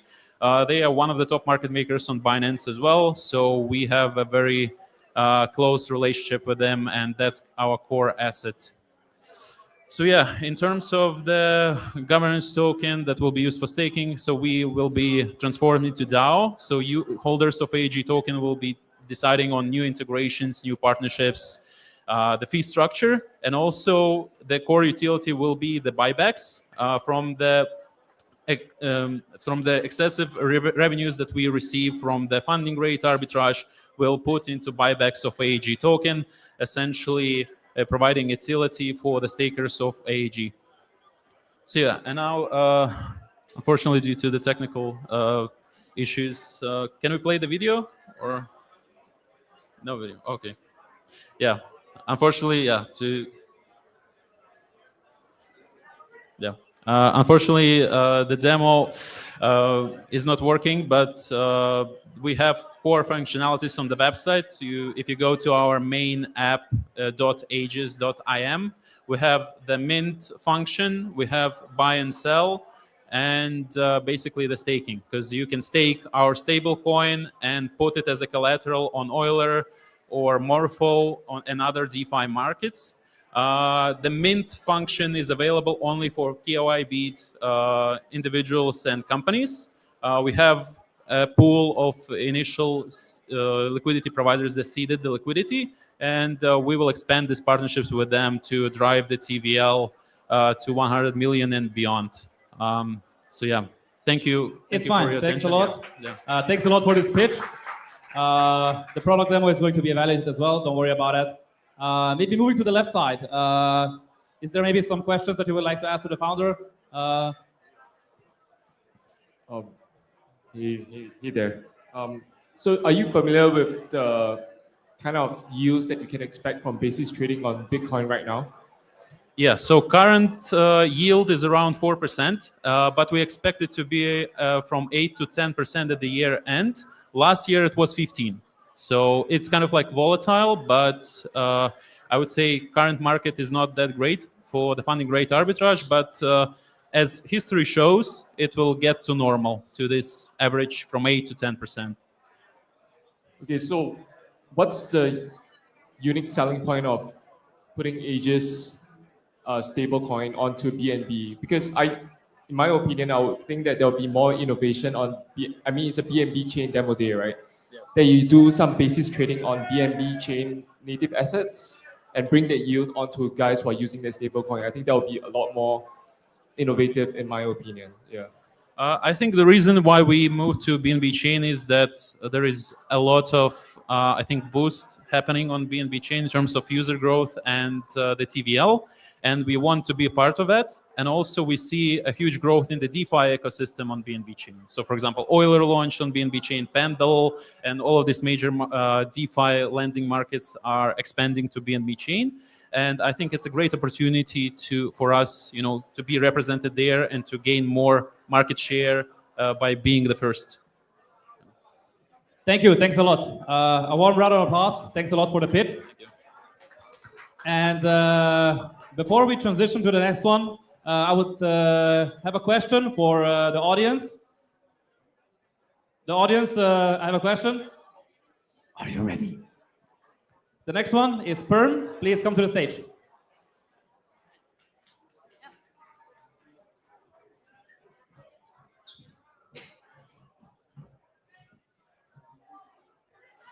All right. Hello, everyone. I'm Kimi from Permi. I'm the CEO of Permi. Permi means by myself in Latin. Our motto is really simple. My data, my control, my world, my rules. We are building a Web3 data protocol for true data ownership. AI launched from us. Most of big data comes from personal digital footprint, social media and searches and browse like this. In this situation, people are trying to protect their personal data, and businesses are eager to correct it. It's a growing tension. At Permi, we solve this problem as a Web3 way. with personal data. Each person gets a unique ID and personal data store PDS. Companies request access through the PDS. And if user approve, user can earn the rewards as a PME tokens. We believe it's a simple, trusted way in the AI era. We built a private dashboard like this on the PDS. Users can track their rewards and choose on and off controls which data to share and see which company are requesting access. After a user login, permit DID is automatically generated in the PDS. We called it Passport. It's a data gate. SDK is fully developed for any website and any mobile.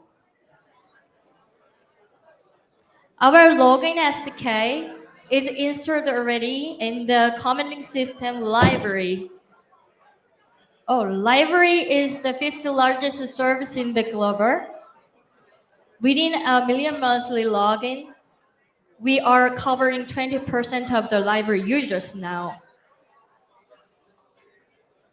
Let's go demo.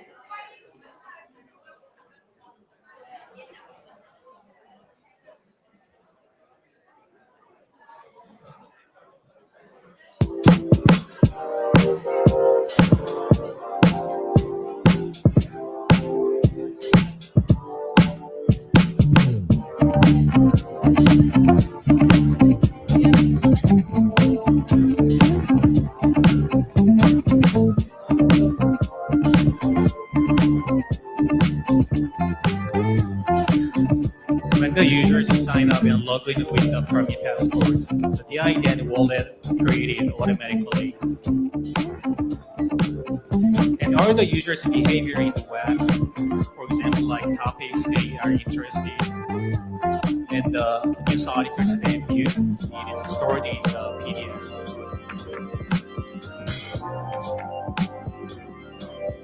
Also, in the Permits dashboard, you can see all the social media logins you signed up and all the connected services. And you can log in on a website or a desk. You can earn the BNB tokens. And you can see what data producers want to request to your privacy data. And you can control your gender, age, and birthday, and even your income level, and any other etc. The data is stored in the PDS, and it is linked with the BNB Greenfield.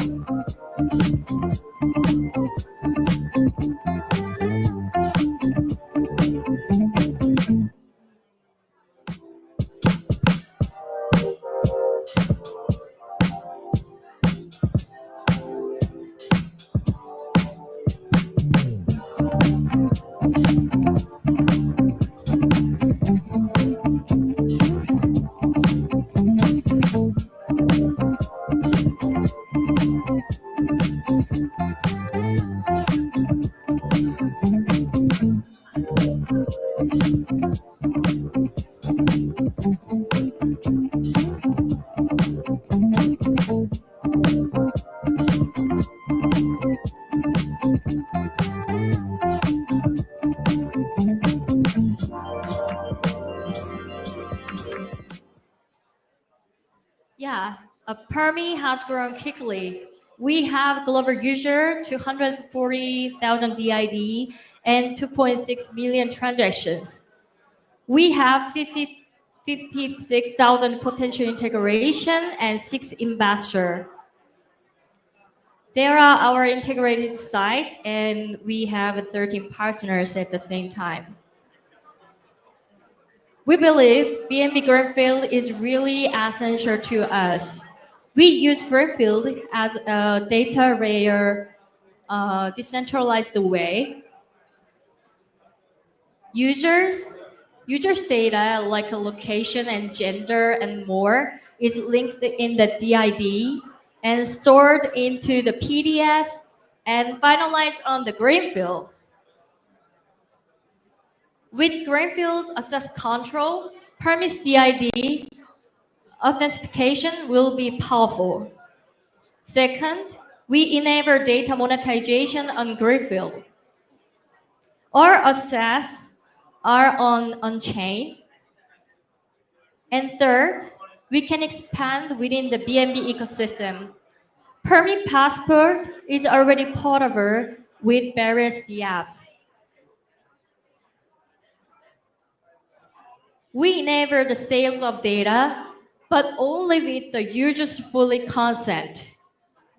After the data stored, the 30% of the revenue goes to the data owner, and 30% goes to the data producer, and 20% supports the node, and final 20% goes to the permit treasury fund. The users agrees and users decide, and everyone share the value. We are based on Singapore, and we are actively working in the Korea and Shanghai and LA offices of library team. The permit team consists of the finance expert, including me. In my case, I spent 17 years to build a global SaaS platform in the world. So users and AI are my kind of home ground. And my co-founder, JS, is our chief tech partner. He has experience helped the two blockchain project launch, and he complete the exchange listings, including on BNB. So we are preparing to issue our tokens.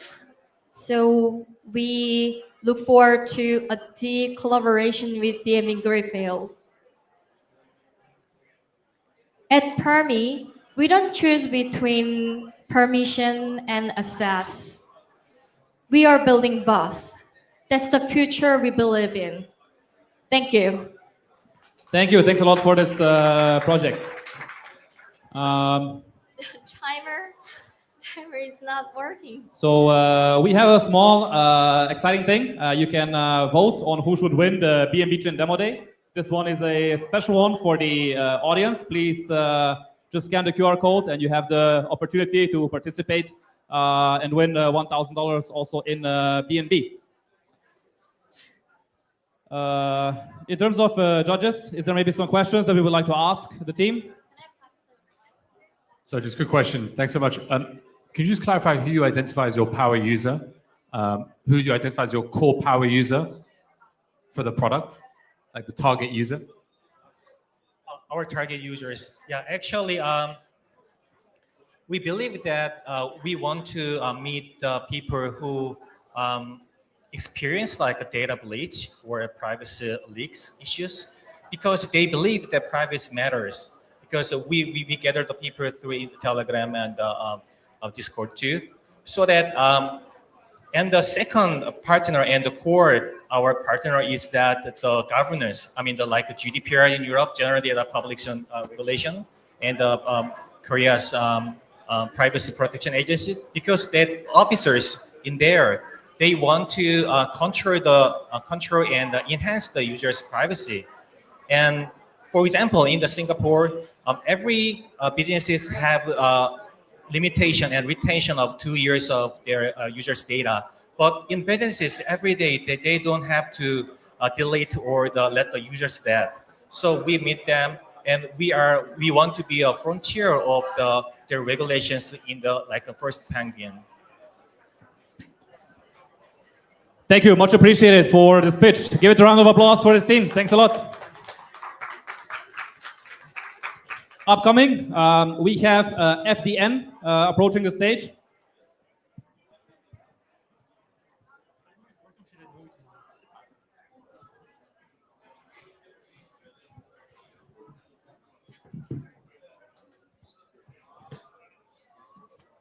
Hello, everyone. My name is Rafael. I'm the BD lead at FDN.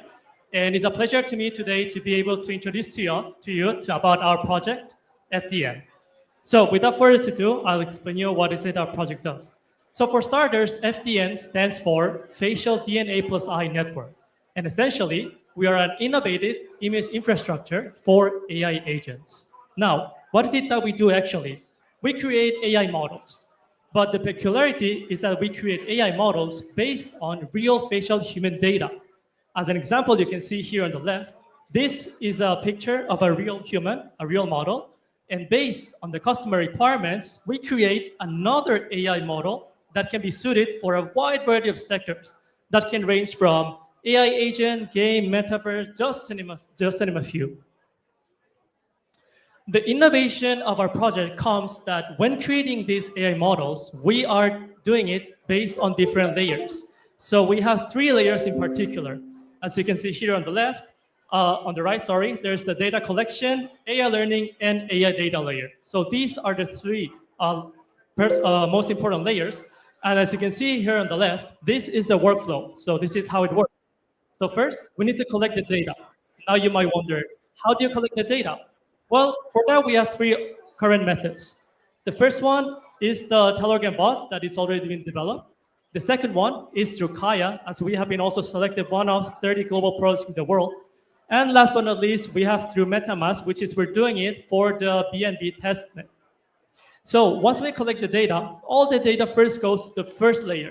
And here what happens is going to be distributed between unverified and verified. So what is unverified? Unverified are all those pictures are, for example, blurry or cut in half or that you cannot see properly, and the rest is going to be considered as verified. Next, they're going to go to the layer. Here is a very interesting part because in this layer, what happens is that our model takes all the facial features. For example, the color of the eyes, the shape of the nose, the tone of the skin, etc. And the beauty is that actually we store them distributed. So that means that once that is done, we delete permanently the original file. So there is no data risk at all, 0 data risk. After that, it goes to the last layer where this is where the magic happens, where the AI model is going to be generated and be ready to be distributed to the end user. That can be organizations, developers, etc. So these are some of the examples where our data or AI models have been used. They have been used by Samsung, Shinsegae, which is the largest department store brand in Korea. My personal favorite with Gentle Monster, which was very, very fun, and Mushinsa, which is also one of the largest fashion platforms in Asia. Also, they have been used actively in one of the, for example, Samsung or Lost Gardens SNS platforms, demonstrating that we deliver the highest of quality. And regarding the business direction, you can see that we're heavily involved in 4 sections. As you can see, there's the Webtoon, Metaverse, GameFi, and last but not least, entertainment, where we're mostly heavily involved. But here, we collaborate with global renowned brands for their marketing campaigns. Now, where we're headed also, another part where we're headed is the NFT integration. So when we're creating these AI avatars, we realize that if we integrate the NFT, there's a huge market potential. So that is why we're integrating the NFT. And also, initially, we only allowed the eye to eye, so image to image. But right now, we also provide with image to video. So based on the avatar that you have created, you can also generate a short clip that you can upload in your favorite platforms, such as TikTok, YouTube, etc. Now, our business model, this is going to be more interesting. So on the front side, there's going to be the data provider and the AI node, which when they collect the data and they provide their computation power, they're going to be rewarded with our FDN token after we do TGA, of course. And for the business model, we have 2. We have the B2B, which is the one that I just previously explained, with the big conglomerates where we do the marketing collaborations. And there's going to be the B2C, which is under development, where here what we want to do is we want to encourage content creators to create content based on our platform, for which they will be also rewarded once they upload it in the platform. With BNB, we want to do several collaborations. In particular, there are going to be 3 sectors. The first one is the product launch, which we're doing right now. One of them is through the BNB testnet currently. The second is that once I talked about the NFT integration, we also plan to do it based on BNB Chain. And last but not least, we also want to take advantage of all the greenfield decentralized data storage that we can. A brief intro about our team. We are formed by 6 individuals, experts in each of their respective fields, starting from Jay, our co-founder in responsible Web3. We have Kevin, our tech lead, myself as Rafael as video lead, Sonha as our marketing lead, Jason as our branding lead, and Mr. Saul as our most trusted advisor. These are the companies or conglomerates where our data has been provided to or they have consumed our AI models. You might recognize Samsung, Hyundai, and Gentle Monster among them. We're backed by world-renowned organizations with K Clavis as our lead investor. They are a traditional VC firm in Korea, which they have previously invested in Netmarble, which is one of the biggest gaming companies in Korea, and Upbit, which is, as you may already know, is the largest South Korean crypto exchange and one of the largest among the world as well. So this is our demo, so please enjoy it. Oh, there you go. So this is the one we are doing for MetaMask and the BNB testnet. So you connect it like this. You buy the credits with the BNB, and once you charge your credits, then you can start using it. So you upload your selfie. You can select the gender. You can be male or female. You can create any gender, any AI avatar that you want based on different options that we provide. And once that's done, then a new AI avatar is going to be generated. So in this case, it's going to be this one that you see. It is being generated. And here, as you can see, there's the create video. So we provide different options: action movie, Ghibli, Instagram vibes. So we provide different modes of generating video. And for that, you can you can create a new short clip, very cool, that you can upload it in your different platforms, which is really, really awesome. So that will conclude my presentation. Thank you very much for listening. And I encourage you to scan the QR code so you can actually access the Telegram bot that we have developed. So make sure to create your own avatar, have fun generating your short clip, because after all, the most important thing is having fun. Thank you very much. Thank you very much. We are very, very grateful for those great AI projects. As you know, BNB Chain is very, very supportive of AI and also RWA all across DeFi. Maybe to Peter from Kraken, any question? Glenn or Tiffany, any questions maybe for the team? From this side, maybe some Q&A for the team. Hi, thanks for the presentation. Quick question from my side. Could you elaborate a bit more the back end, like what is proprietary? Like, do you have any proprietary language or vision models, and which are not? Like, what external models are you using? So for that, unfortunately, it's a bit of a technical question, and I'm not responsible for the tech one, but for that, I'll be more than happy to get in touch later on with you and provide you all the technical details. But I can tell you, because in the beginning, we were relying mostly on open sources models. But we realized there's a very, very limits when creating hyper-realistic models that other conglomerates require. So that is why we realized we needed to create our own model. And also for that, we need also to create our own data set. That is why actually a very important point to know is that even though we might look exteriorly as an AI model company, as an AI generating model company, we're essentially actually a data company, because our main asset is not the AI models that we create, it's the data that we collect. That is our main asset. That is pretty much our treasure. Thank you. Thanks a lot. Just a quick reminder, you can vote if you're in the audience on who should win the BNB Chain Demo Day. So use this opportunity.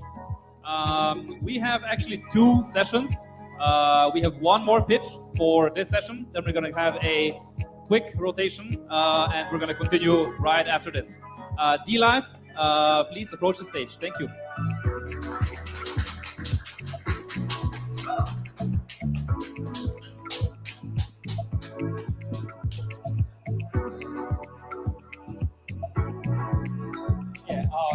Very happy to be here. So we have heard about a lot of things about the financial MEV and something like that. So I want to share something totally different. Okay. As Alex just shared, that Easy Lab, one of the Easy Lab's investment topic is biotech. So I think maybe we are the only biotech project demo today. So the D-Life is a decentralized human layer to bridge the life science and the Web3. So what we are doing, So actually, I have worked in the life science and the bioinformatics industry for over 2 decades. So that is a long time. But as you know, we always say life science is not a good measure to be chosen for the college students. Why? I think there are 3 most important challenges life science are facing. The first thing is lack of the user engagement. For example, this is a Web3 meeting. Over 200 or maybe even more people join us. But for some kind of top life science conference, only a few hundreds of people join us. So lack of user engagement is the most important and critical problem of life science. And then, since life science data is very complicated and cannot be understood by normal people, and so it's limited access by both normal user and research scientists. And the last thing is that it's very hard for the life science company to build a good business model. But another side, Web3, so just my personal understanding, there is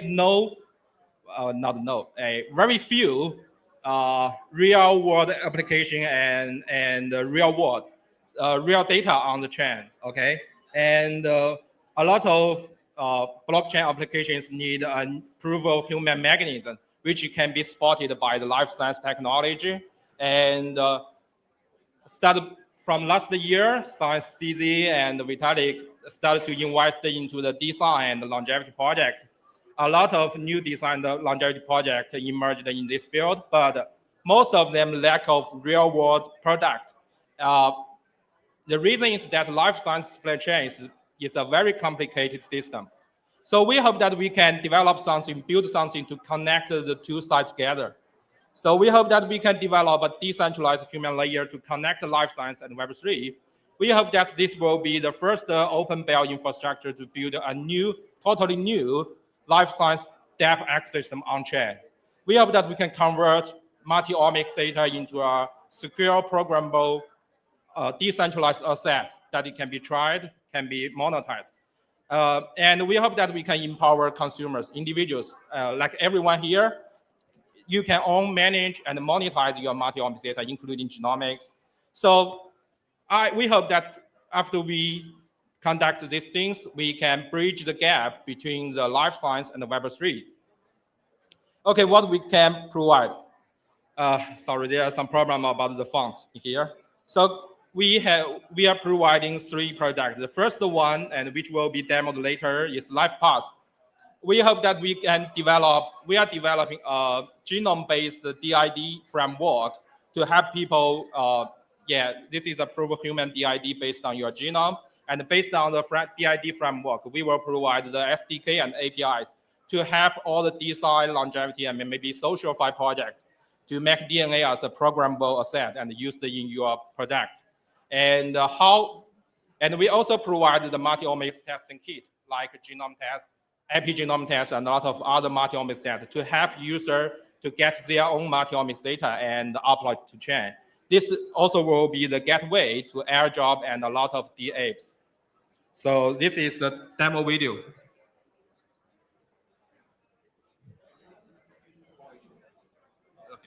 Structure that bridges life sciences and Web3.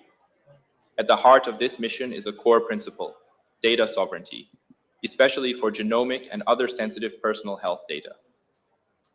Today, most people don't control their own DNA data.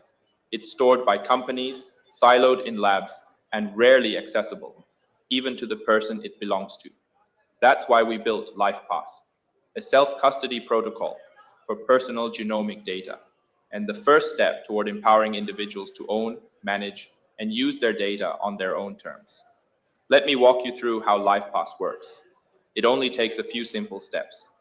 First, visit our dApp at pass.d-life.xyz. On the homepage, click Mint LifePass to begin. A wallet connection window will pop up. Please connect your wallet. We're currently using the BNB Smart Chain testnet, so make sure you have a small amount of TBNB to cover gas fees. Once your wallet is connected and authorized, your LifePass NFT will be minted. This is a soulbound token, permanently tied to your identity. It's non-transferable and fully owned by you. After minting, you can upload your genomic data. We currently support raw data files from popular consumer DNA services, including 23, andMe, WeGene, and others.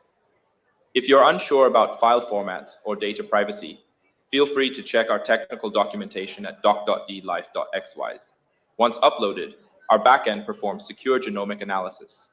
When complete, you'll receive personalized outputs, including a detailed ancestry breakdown, a unique genetic traits NFT card, and other selected genetic attributes, all based on your DNA. All of this information lives on-chain under your control. But most importantly, you decide what gets shared and with whom. Through your connected wallet, you can authorize or revoke access to specific data types. For example, you might choose to share only your ancestry results with a research DAO while keeping your health traits private. This selective disclosure is handled with on-chain permissions, ensuring transparency and full consent at every step. LifePass is just the beginning. It marks the first step toward a world where individuals truly own their biology, not just store it. With LifePass, your genomic identity becomes programmable, portable, and private by default. In the near future, it will power use cases like proof of human, gene-based social fi, genome-related DeFi, and longevity projects, universal basic income allocation, and so on. Today, DLife is already collaborating with projects like QDIS, CancerDAO, and Avinasi Labs, advancing real-world applications in longevity and DeFi. This is how we bridge life science and Web3, starting from your genome.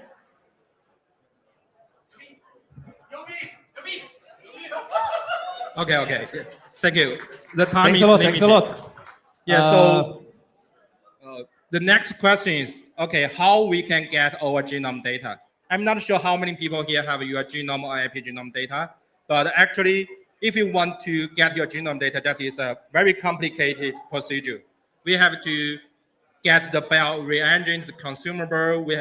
We need to meet the regulation policy and a lot of things. So to power this kind of decentralized life science board, to support the design and longevity project in Web3, we have built a globally distributed life science infrastructure. Something like we have built the largest scale sequencing laboratory in Shenzhen, Hong Kong, and Thailand. And we are also collaborating a lot of other laboratories all over the world. So far, we have supported a lot of projects to conduct the epigenome-based biological age test.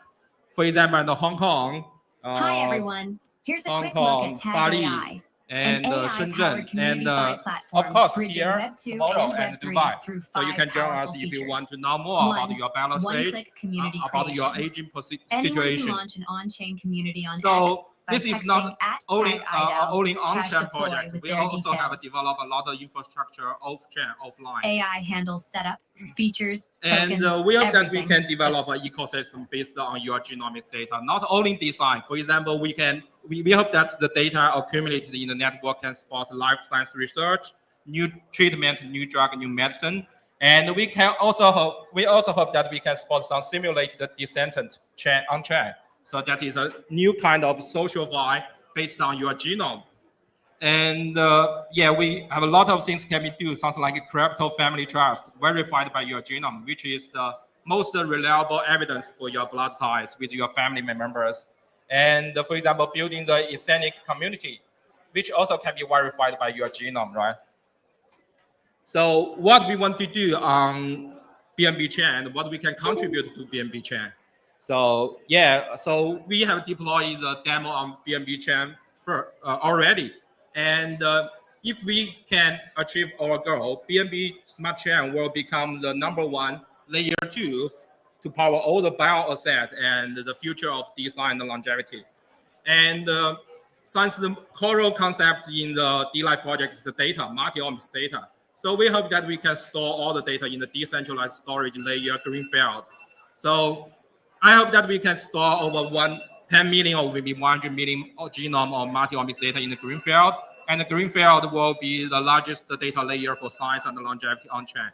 And since there are a lot of requirement of the high performance trading, computation, analysis for the life science data, OPBNB will be used in our project later. So I have worked in the life science and the bioinformatics field for over 2 decades.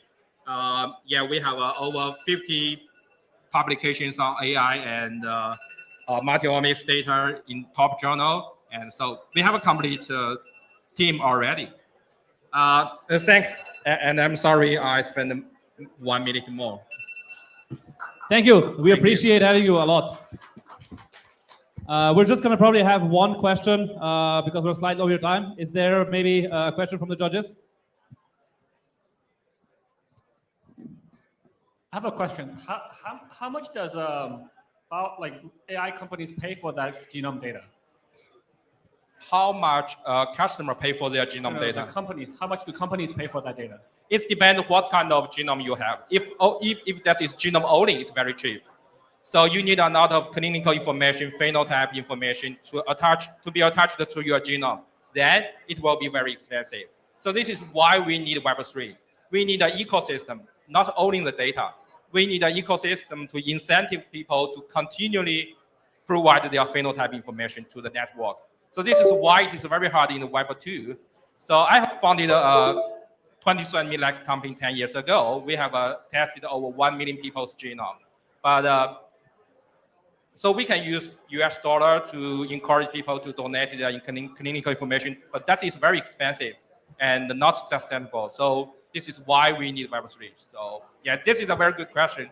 So a short answer is genome-only data doesn't make any sense. We need a lot of other information, and this is why we need Web3. Thank you. Thank you, thank you. This is very, very insightful. One round of applause. Thanks a lot for the pitch. Thank you. Thank you. And while I was listening to this great pitch, I was actually thinking about, Web3, how it's actually improving our lives. And we are very, very supportive of projects that are building in medical tech because we are here for the users and to onboard the next billion of users. I think they all have a home on BNB Chain. I will just make a quick change in the judging criteria. I will just talk about your 5 criteria that are being evaluated on. We are approaching now the second session of the pitches. Just a quick reminder for all the judges while they're changing their seats is that number 1, we're evaluating the business model of the project. This means how is the project actually generating revenue and being sustainable. Number 2, how innovative is this project, not only on BNB Chain, but also in the whole industry. Number 3, we're evaluating their teams and how it relates, how their previous experience actually relates to their project. Number 4, very, very important is also the BNB Chain potential. So how is this project potentially going to bring BNB Chain to the next stage, to the next level? And most importantly, and that's why we are all here for the demo day, is the product demo of those founders. We've now concluded 5 of the pitches. We have 5 more incoming. We're starting right now with session number 2. Tag AI is the next project coming up. Thanks a lot for joining us.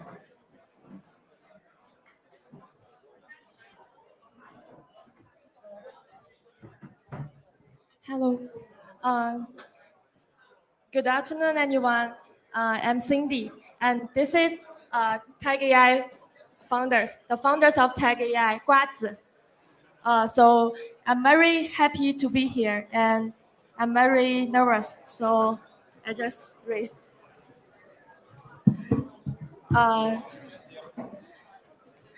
Today, I will introduce Tag AI, what we are building, our visions, and the progress so far. Tag AI is an AI-powered community-fi platform. We believe in the power of community. On March 4th, Tag AI was developed and launched on BNB Chain. The platform community tokens TTAI achieved a cold start without spending a single cent. Top Chinese KOLs volunteered, and CX and the communities initiated market-making effort on their own. One of our top KOLs also in this event, I think it's Andy is here. So we believe this is the true power of being community-driven. On the Tech AI platform, users can easily create various types of crypto communities, include meme communities, project communities, and more. By combining AI capabilities with blockchain technologies, we help these communities achieve sustainable self-driven growth. So the right side shows some live examples on our platform. So at Tech AI, users from Web2 platform can store their social data on the social data available there via our social oracle. This data is used in two ways. First, community token distributions contracts can use this data to fairly reward contributors with tokens. Second, the same data can be input into each community-exclusive AI agents, helping it continuously learn, update, and evolve, and its turn assist the community to making smart decisions and optimizing token distributions. Through this mechanism, Tech AI seamlessly integrates Web2 social network, blockchain smart contracts, and AI agents, allowing any idea, topic, applications, or even a meme to organize and grow itself through the community-fi models. At Tech AI, the social DA layers and the social oracles together act as a bridge. They aggregate the data generated by Web2 communities users and the decision made by AI agents and connect them with smart contracts on the blockchain. This bridge allowed billions of user social data to be utilized and tokenized for the first time, enabling more ordinary users to naturally transact into the crypto world and participate in the community-fi ecosystem. So on Tech AI, communities can first bootstrap their initial liquidity through a bonding curve, and then establish decentralized liquidity pool on DEXs. At the same time, we have designed a proof of brain mechanism. Community members generate valuable data through proposal submissions and upvotes. Combined with the community credit system, 15 of the community's total token will be distributed to contributors over the 3-year cycle. Community credits is built from three co-elements: social reputations, token, or NFT holders, economic participations in the community, such as providing liquidity. So through this design, Tech AI ensured the true stakeholders have decision-making power over token distributions, driving communities' self-regulations and sustainable growth. So at Tech AI, community generate data serves two purposes. First, it is fed into the decentralized evaluations framework to constantly update and evolve the AI agent models. Second, AI agents assist in distributing 15th of community tokens fairly based on the proof of brain mechanism. So every proposal, every upvote becomes critical input for AI agents to evaluate contributions, make decisions, and distribute rewards. Through this, Tech AI transforms AI into a true intelligence assist that serves the will of the community rather than just being a passive tool. Alternatively, Tech AI bridge Web2 social networks, AI agents, and blockchain technology together empower anyone to rapidly build tokenized communities around their ideas, applications, or memes. Beyond that, Tech AI also supports social discovery and social trading, where context creations, interactions, replies, and even likes can all become tokenized and tradable assets. Through this, Tech AI is built a true on-chain community social network. During the process of helping people build tokenized communities, Tech AI has achieved 3 major innovations. First, Tech AI transformed Web2 platforms like X, Reddit, and Telegram into direct interface for on-chain activities. Users only need to add a specific hashtag tag when posting, making it even simpler than using tools like B-links that require browser extensions. Second, Tag AI breaks away from the traditional centralized token distribution models through cooperations between AI and human participants, and based on community credits, proposals, and upvotes. It enables a more fair, complex, and dynamical evolving token distribution system. Third, Tag AI uses community behavioral data to continuously feed and evolve AI agents, creating truly community-driven, data-driven intelligence agents that understand and serve their communities better over time. Finally, we take a look at how Tag AI compares to other projects. Projects like Keynote and Siemens are also employing the intersection of Web3 and social, but their focus is very different from Tag AI. Tag AI centers around tokenized communities, allowing each community to define its own credit system and distributing token public and transparently through the proof of bring mechanism. In contrast, Tag AI is building a much more decentralized and distributed community credit system, empowering every community members and rewarding truly contributors, driving free and organic community evaluations. Tag is our fixed supply platform tokens, 1 billion total supply. Each tag is backed by real revenue, such as transactions and service fees. Revenue-driven minting and distribution guarantees decentralized and sustainable ecosystem growth. The major of the tokens support community liquidity with a small share to the teams and the investors. I will say our team. Our team has 8+ years of experience across social community tools and DeFi.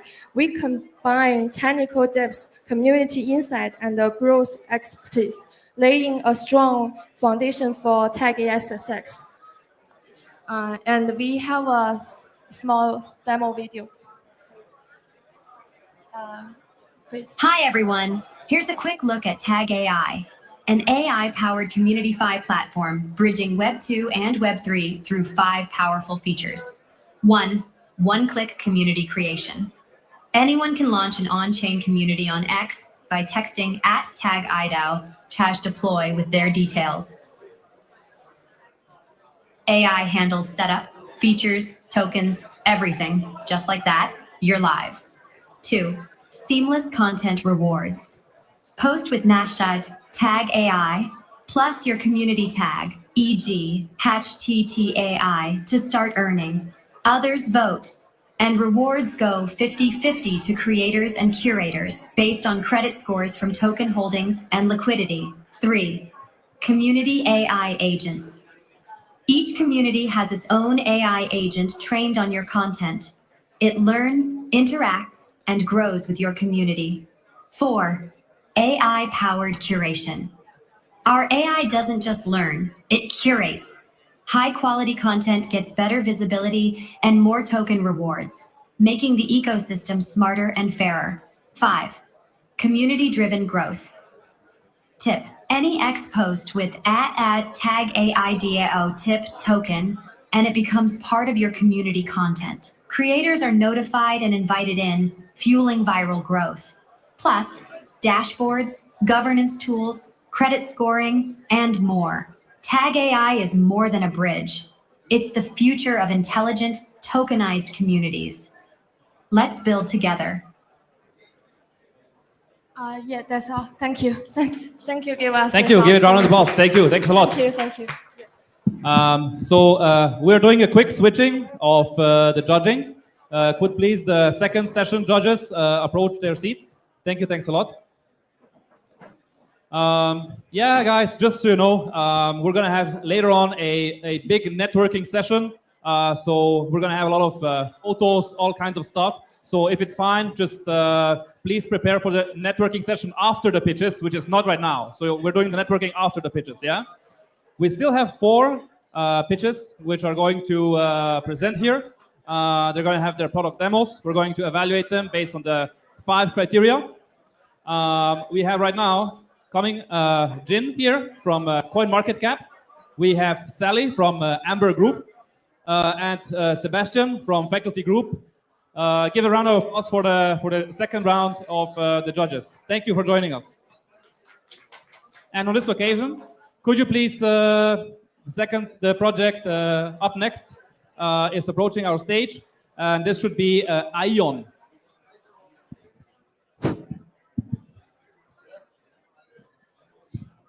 Thank you. Thanks a lot.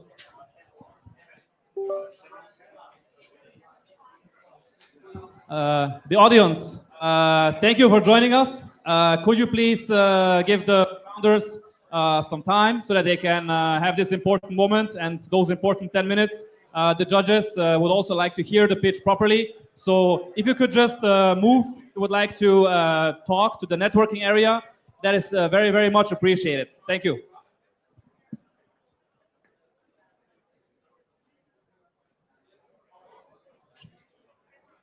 Sorry? Yep. Thank Cool. you. Yeah. Hi, everyone. My name is Eddie. I'm from Aeon, co-founder. I bring my CTO with me as well, Leo. Yep. So pleasure to meet you all, judges and the crowds and all the industry. We are Aeon. What we do is crypto payment settlement. So I've been working in the payment industry for quite a while. I was from HSBC Bank, then doing some crypto payment in the industry and in finance for a bit, and then also to a Chainlink. I was doing capital market related initiative. I helped Swift to build capital, bank interoperability settlement layer as well. So one thing I realized is that right now there's so many chains. It's very fragmented, and then for merchant, if they really want to receive these crypto payments, it's really hard. So that's why we're here to build a middleware which can let the merchant to just integrate and receive crypto assets from any chain. This is our team. Basically, as I said, I was from Chainlink and then Binance and HSBC. Leo was our CTO, Stanford, and then Microsoft and Google tech lead. He was doing AI recommendations. And then Carol was a GrabPay, and Mike Masari was director of engineering from Chainlink as well. So as you see, our team knows what the industry needs and what the merchant needs. What we've been doing is that we're building this middleware to facilitate cross-chain interoperabilities for users. User can, as pay-in, can use any of the assets from the exchange account, the wallet account across chains or fiat, and then we're able to process it and then settle to the merchant, be it on some destination chains, for example, BNB Chain, or if they want to do fiat off-ramping, we provide 100 countries for off-ramping sitting areas. This is what it looks like for the dApps to integrate with us, right? So I'm speaking of this because this is our key feature. This is the settlement feature, how we help users and dApps to monetize is our B2B solutions. As we discover more and more with the clients, we have built connections with more than 100 different projects. Right now, driven around 30 mil on monthly US dollar transaction volume. And then the new thing we've been looking at is something very cool. A very critical problem for crypto payment adoption is that nowadays, if you go to a store, a coffee shop to send crypto payment, they won't accept it. And we develop a technology with the local processors so that their existing QR code can just receive our crypto payment.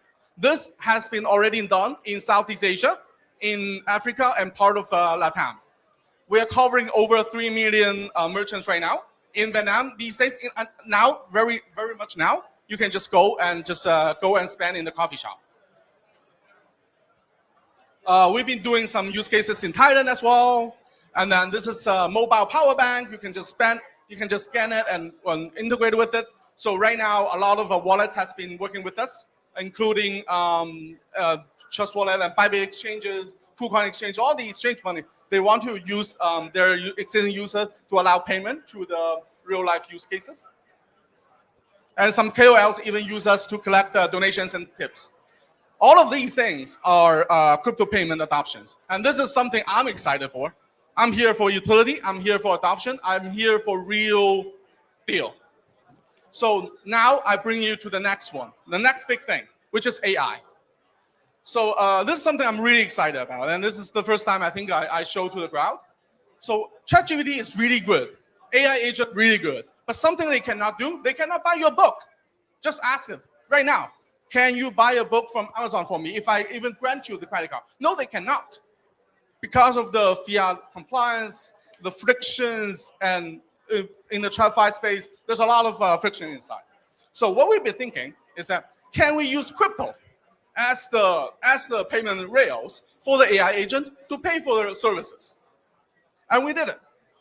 So basically, we, again, build this crypto payment settlement layer, which we have been successful doing in all these other traditional cases. Now we're granting this ability to the AI agent. We're talking with Sahara, we're talking with PinAI, we're talking with even some Web2 companies. I won't mention the names, but like these companies, whenever they hear it, they understand the importance. Because now, ChatGPT not just can provide you with a schedule that you want to fly or book a hotel. Hey, there's a hotel I could recommend. Now they can actually book it for you. You can actually buy the service. And imagine that, if you are putting up an essay or putting up a paper, you can now purchase from the IEEE essay stuff, right? You can even purchase IP. A lot of things with the purchase services, you can build enhanced AI services. What we're doing here, KYA. So basically, we want to identify that all the agents are not malicious. This is because security and verifiability is the key thing in any payment use cases, including AI. LLM, you need to study the intent. ZKP to protect the privacy issue, and then also release the immutable audit trails, so that for your accounting basis or for your any real life needs, you actually have a way to track it. So this is basically our model. But I won't touch base too much on this because I want to show you the demo to prove that I'm not just saying fluffy words about AI. We actually did it. Can you play? Yeah, thank you. As you can see, you can use a wallet to connect and pre-authorize some money for your AI agent. You pre-authorize, say, I don't know, like $20 or USDT, right? With the AI agent, this is a demo we put up. Now you say, hey, I want to buy a $5 Apple Pay charge card, something like that. And then the agent, this is all happening in the backend, by the way. This is not showing to the customer, but we're just demonstrating how we're doing this, right? So like the AI agent is trying to find, hey, where should I find this card to pay for, to buy for? And this is the AI agent processing. A very hard problem for these real life use cases is the merchant adoptions. A lot of Swaps these market is companies designed to wanted navigate you combine the local merchant network to the to GPT or any agents, but they are failing in do this. And we have the ability because we already developed that merchant network in Southeast Asia, in Latam, in Nigeria. For example, so see, this is the payment page, right? So like they already find the card, they want to pay for it. Normally, AI agent just stop here because they don't know how to pay. They just say, hey, just go to this link and buy it for yourself. But now with us, with the pre-authorized money, you can buy it. This is automating. This is all fully autonomous.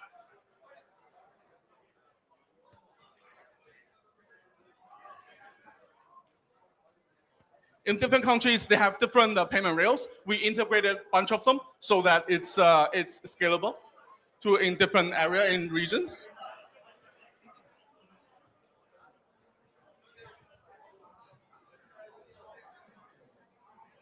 And then for users, we have predefined, I guess, user details so that to be input, so that the card actually get purchased. Later, you will actually receive the email from the merchant itself saying, hey, you have successfully purchased this one. It's not a demo. It's actually working. And our website is ai.eon.xyz. You guys can go check out. There are tons of other replay use cases you can go with. This is just one of them.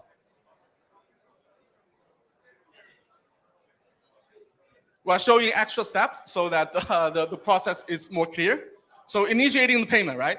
This payment is initiated by the merchant and through us. We basically convert users' USDT into some stable coins that that local merchant can receive, and then convert it into fiat and settle with the local merchant.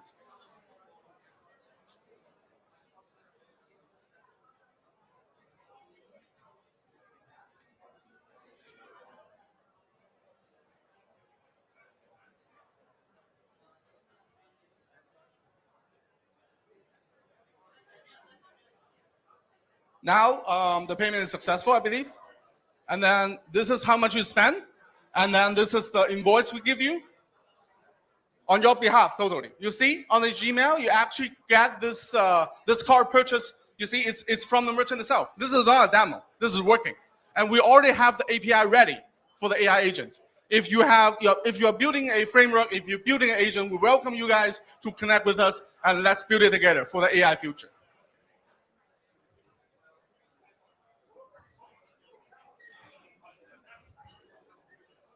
Yep. Okay. Thanks. Yeah, that'll be my pitch. Thank you, thank you. AI is a big topic at Amber Group, at CoinMarketCap, faculty group as well. Would you maybe like to ask a question to the founder?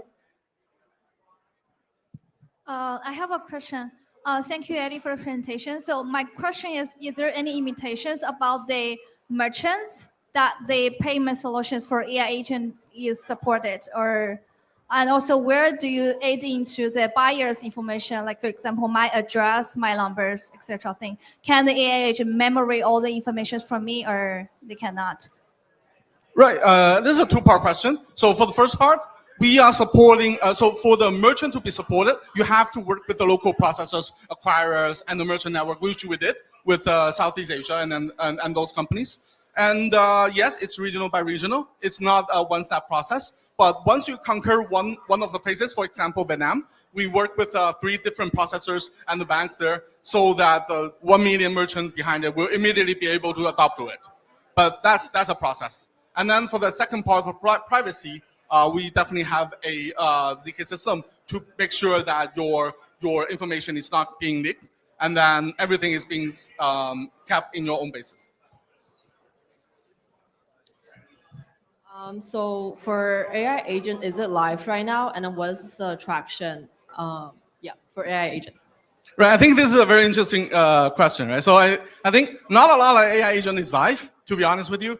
This whole AI setup we put up is just launched last month. We are not publicly announced yet, so there's no real traction for this thing. But this is enabling all the future AI agents who want to actually do things, because the API is ready. That's what I'm seeing. And then what we see is to work with actual Web2 AI agents. Like, again, there's a company that's already been in conversation with us to work with on this, but they have actual tractions. We'll be probably seeing some news in a couple of months. Thank you. Thanks a lot. Thank you for presenting. We have 3 more exciting AI projects. I'm going to make a big announcement after the 3 AI projects pitching. The next one, please come on stage. We have Stitch.ai. Sorry, Swaps. Thank you. Swaps. Introducing Swaps. Thank you, Tigran. For the audience, can we be quieter? There's quite a lot of background noise. Yes, you can start. Thank you. Thanks a lot. Audience, please be quiet. Thank you. Guys, if you guys want to chat, go chat in the hallway. If you're going to stay here, please listen to the presentation.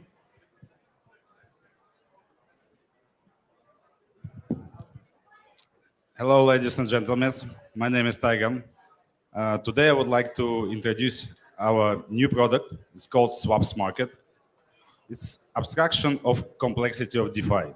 So right now, DeFi is look a little bit complex for retail and general users. And when we talk about mass adoption and when we talk about all this abstraction, we need to simplify some things. And today I would like to talk about it. I have a few questions. The first question is, how many of you know that right now you can earn 30% on the BNB. Of course, I understand that here's the BNB community and you know about it. But what about RWA? How many RWA right now deploying on the market? Like what value they can give? What about the stable coins or Bitcoin? Which is the protocols right now like most generating yield for you and how you can combine it or reuse it? For example, like me, I'm extracting 30% on BNB right now. And imagine that you will have a similar functionality like a DeFi Llama, but you can communicate and with any project on chain. So you can interacting with any project which you will see, not just the information. So you can like do some kind of filtering by the networks, by some TVL, APY, categories, or whatever you want. Let's take a look, for example, how I'm extracting right now 30% on a BNB. I found the road. So that if you go into a lister, get your tokens list BNB, after you put it in a AstraDex, get your S BNB, and after you again provide it to the pendler, you will get around the 30%. But APY is migrating. It's not always stable. So like no one knows how long this APY will stay the same. And if you go and do it manually, you need to pay do at least 3 transactions. So you need to peg your tokens in the positional LST. And when the APY migrate, you need to unpack it. So you need to do again 3 transactions. Manually find the new road and put it like where you want to get extracting nothing. But let's imagine, for example, you will have a unified UX where you just typing like what is your intent. And you can say, find for me most profitable BNB yield. And we'll find some kind of combination how you can reuse the token. But how many of users right now reuse the tokens? Because this is it's like some kind of most important thing of DeFi is that you can combine different protocols. And there is no leverage. There is no risk of liquidation. The maximum what you can get from this is APY is going down. How many transactions you will need to do and how many time you need to spend on this. And this is the way, because DeFi right now is complex. Because, for example, if you open the curve pool, what's the name of the token you will see? There is a really sometimes strange names of tokens, and especially how you can combine them. So imagine that you have a copilot functionality, and you say, okay, I'm not trusting to every of the protocol, and I would like to choose some of them, and I would like to choose some of the asset, and I want to see this functionality in my wallet. So how will be much more easy explain to your grandma and say, okay, you can just choose, for example, where you want to keep in a stable coin, or you want to like keep on a BNB network or Bitcoin, whatever, and you just select one time, help to filter. So, for example, the protocols which you trust, the assets which you would like to want to see, and you run the functionality of Copilot.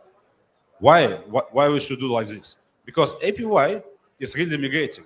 So according to the analytics, you can see how the APY moving between like different chains and just different protocols just in a stable coin. And if you put directly, you will receive delta, like an average of this. So you will receive the same amount as a like institutional who provides the 100 millions of liquidity.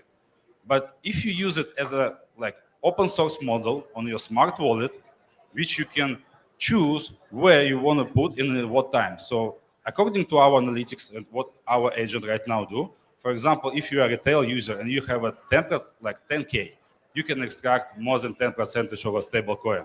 Of course, if you are institutional, you provide like 100 million, you will dump the APY, and you need to split it between different chains. But how much time you're going to spend for this? Okay, you can write a bot, but how you will do it? You need to find the coder, you need to provide the key for him. So this already becomes a little bit like more problem.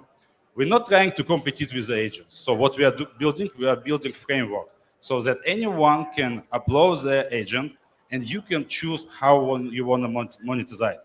So you can use it as a subscription or you can put some fee. You can compete with the other internet agents. So everything was happened on the back end is like a private page finder. So this page finder have a logic of routing. So right now we would like to unlock every protocol which happen, like every protocol around the crypto market. So Imagine the booking. Bookings, they not compete with the hotels. Hotels contributing besides the booking, and booking provide a very user-friendly interface. So you can choose like what option best for you. We need the similar in the DeFi space. And when we can start to talk about the mass adoption. Okay, abstraction level is cool. We already integrate smart wallet and we fully eliminate need keeping and store gas. But how many users really use it? Not much. We launched 3 months ago. We have more than like 10,000 users already on the platform. Every week we're growing 1,000, but not much really users understand how to use smart wallets because it's still complicated. They don't really understand the use case of this. So our business model is very simple. If you are LP provider, for example, you can find and customize any kind of complex role. So you can find the different combinations of how to reuse assets, how to automate these assets, because this is a really meaning of autonomous agent. So AI agent can like transfer the text to the like some comments in your selector, but autonomous agent can monitor every block, and they can be. If you're a builder, you can delegate it as an open source. We will verify them, and as soon as published, it will be automatically distributed to the wallets. So right now, we already done the first integration with the wallet, Smart Wallet Zero. I'm sorry, here's supposed to be a video, but this is a screenshot. So it's like a button of cash. You just click on the one button, and you see how your balance growing every second, every block. So this functionality is supposed to be in every wallet. And this is the way how we can explain, like your grandma, what you want to do. If you have some like capital, you can split it on the two sides. You can put in a stable coin and something which is growing and it can be a little bit risky, but you just need to click one button and your capital start growing. Autonomous bot, they can do a lot of different things. They can monitor APY, they can monitor your position on every block. You can say, for example, okay, I want to get 8% of stable coin, and if the yield is going down, you need to do a rebalancing and calculate everything, what like all the costs for gas, slippage, and all the things. But if you do it manually, and you need to every time pack and unpack your assets, set the right settings with the slippage, or all the things, you will get lost. You will get lost much more because if you do it professional solvers, they can do it better. Why it's really important right now? Because crypto adoption is coming. So the banks starting to integrating blockchain. The real world assets, a lot of, I think, the wave of stock we will see very soon. And how are you planning to build a derivative if you still cannot solve the problem with like DEXs and open the position? So for example, if you're going to Lido, you get like your token, put in a Renzo, and after the most like profitable way is split it on the two and put it in a curvy position with the same tokens that like minimize the price impact. But it's really hard to explain how we want to see that the user will see and use it in the near future. So this is one of the biggest problems. And the swaps market is an app store. Basically, in just a few words, it's an app store. It's an app store where you can communicate with any application and you can upload. So we're not trying to compete it. What we've done from our side is just a small smart contract, which is really important for finality. So it's like approve outputs and inputs. Like it verifies that the user provides a signature with the same assets will receive, and it's like inside the atomic swap. We also solve this problem for the cross-chain. It's a little bit another scam, but this problem is already solved. So this is a really important step, what we think in the next generation of application, and there's a real usage of agents. So our strategy is integrating projects right now manually, and soon we will open the dashboard that anyone can contribute it, and we will verify it on our site on the page finder. Thank you, Tigran. We would like to have a few questions, maybe from the judges from Market is the designed to left or navigate you right through side. the DeFi world and safely analyze complex, combined routes across different over here. protocols. Yeah. Filter Sebastian? projects by your choice of Sebastian? category, Thank you. networks, assets, One thing that was missing from the APY, presentation was a bit about you and your team. Could you speak to why you're the best person to do what you're doing? One of the questions here is about team, so I'd love to know a bit. I'm so sorry about it. Yeah, sure. We started our crypto journey in 2021. Our first project was self-funded, non-custodial wallet. After 2 years, we successfully sold it. So after we start to building Kinetics network, we have experienced a lot of user fragmented liquidity. We deploy ZK-like client with the Succeed Labs for Bitcoin. We done already integrations. We present our model, the currently model for cross-chain in ATH Global Paris. In this demo, we'll be buying the exemplary BNB XPT memory and then transferring the memory to ChatGPT and see how memory can be monetized and transferred. Let's go to the marketplace and buy the memory. In our opinion, it's a little bit broke. You need to wait every time When the transaction and pay for them. But if solvers, they will have a collateral in advance. You don't need to wait for finality every time. So you can like prove transaction only if they are slashing or if you want to withdraw or update the collateral. And all the transaction can be done instantly. We also solve the problem with slippage. This can be delegated to the solvers, and solvers can take care about all the things.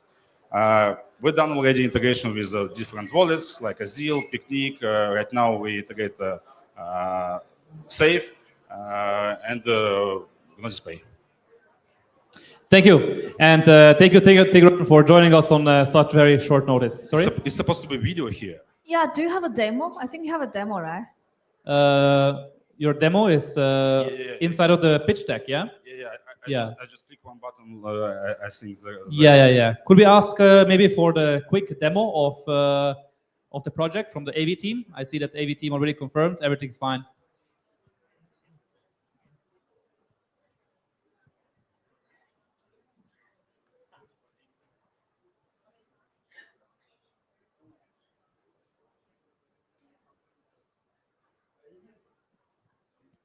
DeFi world and safely analyze complex, combined routes across different protocols. Filter projects by your choice of category, networks, assets, APY, TVL, points, risk levels, and many other parameters to make the right decision.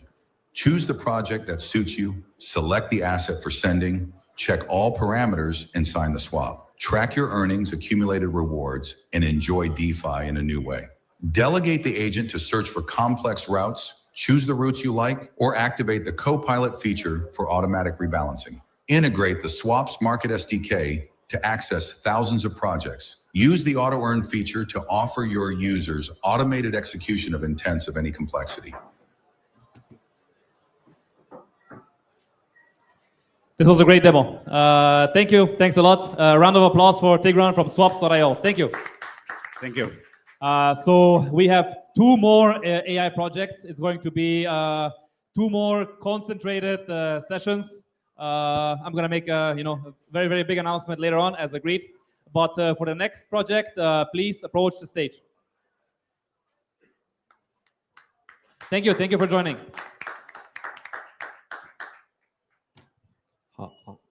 Okay. Are we going to set the timer? The timer? Yeah, I think you can start with the demo. It's fine. It's fine. Sure. Okay. Good afternoon, everyone. My name is Jeff, and today I would like to present to you the Stitch AI, which is a decentralized and platform-agnostic memory layer for AI. So I would like to ask you guys, so have you guys ever experienced you're talking with an AI and you make some mistake or error on your prompt and you quickly fix it, but AI just won't let you go from the first mistake. You cannot roll back your status. Or perhaps you have experience of awkwardly copying and pasting one of your previous conversation only to just like start a new chat on that context. All of this happens because there's a critical missing piece in current AI landscape, which is memory. Current memory are all siloed between platforms to platforms. Every memory is isolated into a platform. Even if it's your memory, the platform has it. So these memories are also left as a conceptual black box, which means you cannot inspect or manage those memory. The crucial problem is that users lack ownership. They cannot edit or view or even reuse their own AI knowledge. This is why we bring our core innovation of building sovereign and version-controlled memory architecture. Unlike traditional memory that is platform-specific, monolithic, and single-stated, Stitch AI's memory will be platform-agnostic, modular, and also version-controlled. Using this unique memory architecture, we bring 3 different features to users. we transfer knowledge between AI models to models and platforms to platforms. And we allow AI models and agents to access real-time external knowledges. And last but not least, we allow users to retain the full sovereignty over their own memory. So first, transfer of knowledge between AI models. Using our memory layer, which is MCP compliant, users can seamlessly move their knowledge between platforms to platforms and agent to agent. Currently, we are supporting 4 different platforms, which is ChatGPT, Claude, Crew AI, and Eliza OS. So for example, if you have a session running on ChatGPT and you want to save those memory, you can just simply type in the memo like save memory to Stitch AI, and then that memory will be saved on our Stitch AI memory layer. And then you can download that memory to one of your agents on Crew AI, Eliza OS, or even more integrations that are coming up. Using this transfer feature, you can even monetize your AI memory. Stitch AI transforms underutilized AI memory into a tangible memory pack that is tradable across all AI platforms. So if you are agent like runner, you can monetize from your AI agents' experiences and interactions that they made. And on the other side, buyer can do not have to start from the scratch. They can just buy the memory pack and bootstrap their agent from that. So here's the demo for monetizing the AI memory.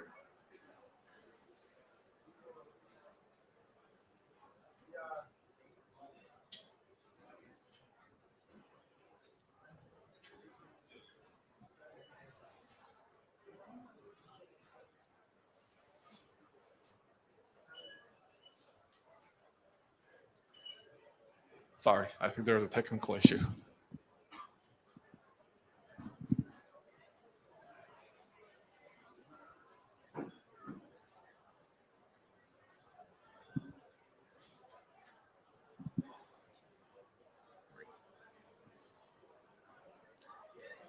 This is the wrong demo. This is the second one and the first one. This is demo 3 and there's demo 2. Once the transaction is successful, we can see that nonsense data has been added to our subscription. Sorry about this, guys. Now, let's once again. Yeah, this is the right one.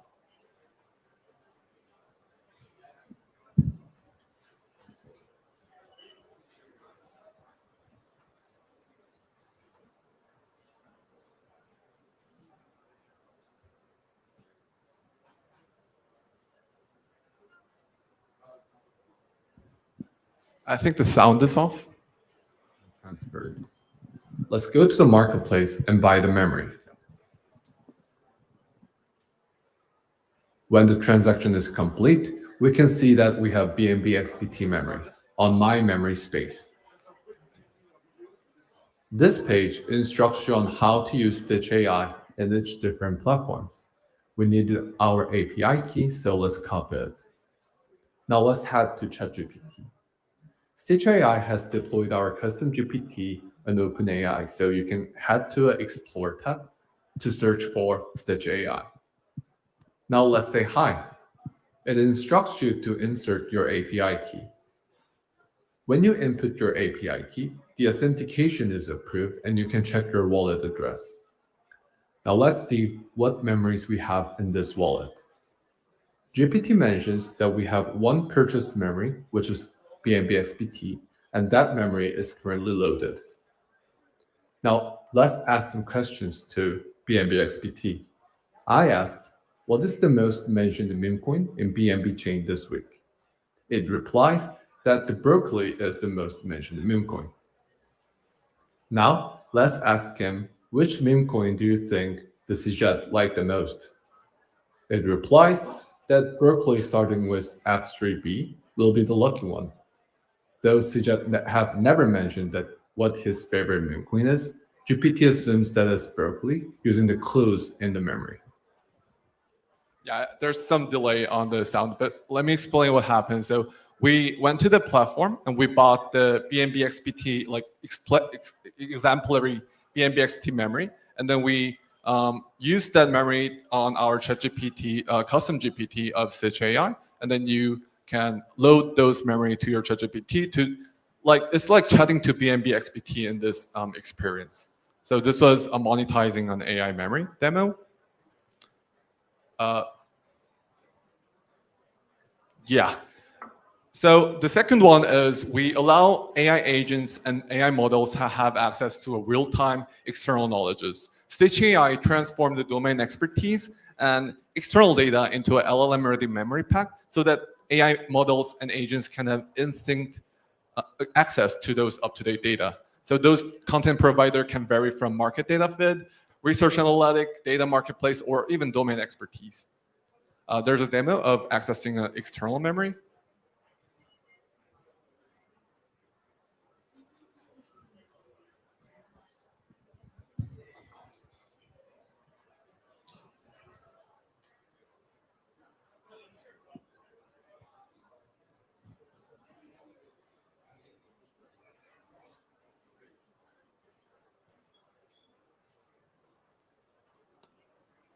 Okay, this was a small snippet of the demo. I think the UX UI looks pretty well.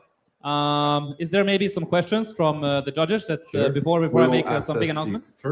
Here, we will access the external memory and utilize the memory at the ChatGPT. For this demo, we have prepared a Nonsense smart money analysis data from Nonsense. Let's go ahead and subscribe it.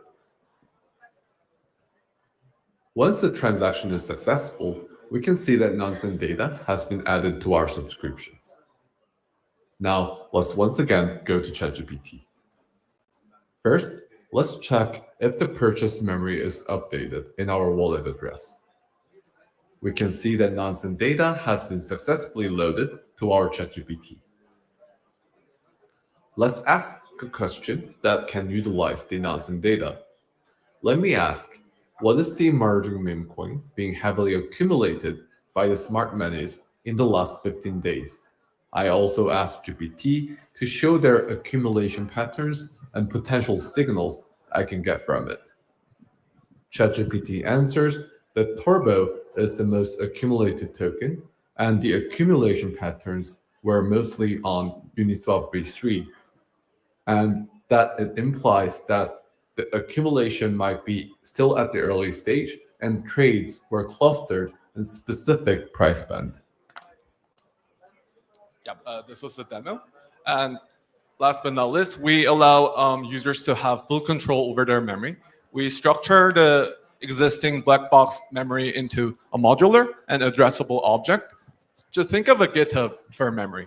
So you can manage the memory spaces like repositories or projects in like GitHub. And also you can control each spaces with version. So you can track changes, rollback updates, and also optimize the learning. Actually, this structure is really perfect fit for a multi-agent environment where multiple agents have to compete each other on learning. So we'll think this as like a group of developers trying to work on a software project. So each agent will have their own container, which is a memory branch, and they'll be evolving asynchronously. And when they collaborate, those branches will merge together to create a shared knowledge. Altogether, Stitch AI will fertilize the BNB ecosystem in AI by connecting the dots between the different players using our memory layer. For data providers, we allow them to create and monetize their data by instantly accessing those to AI agents and AI agent platforms. And also, we provide AI agents an alternative business model to monetize their memory.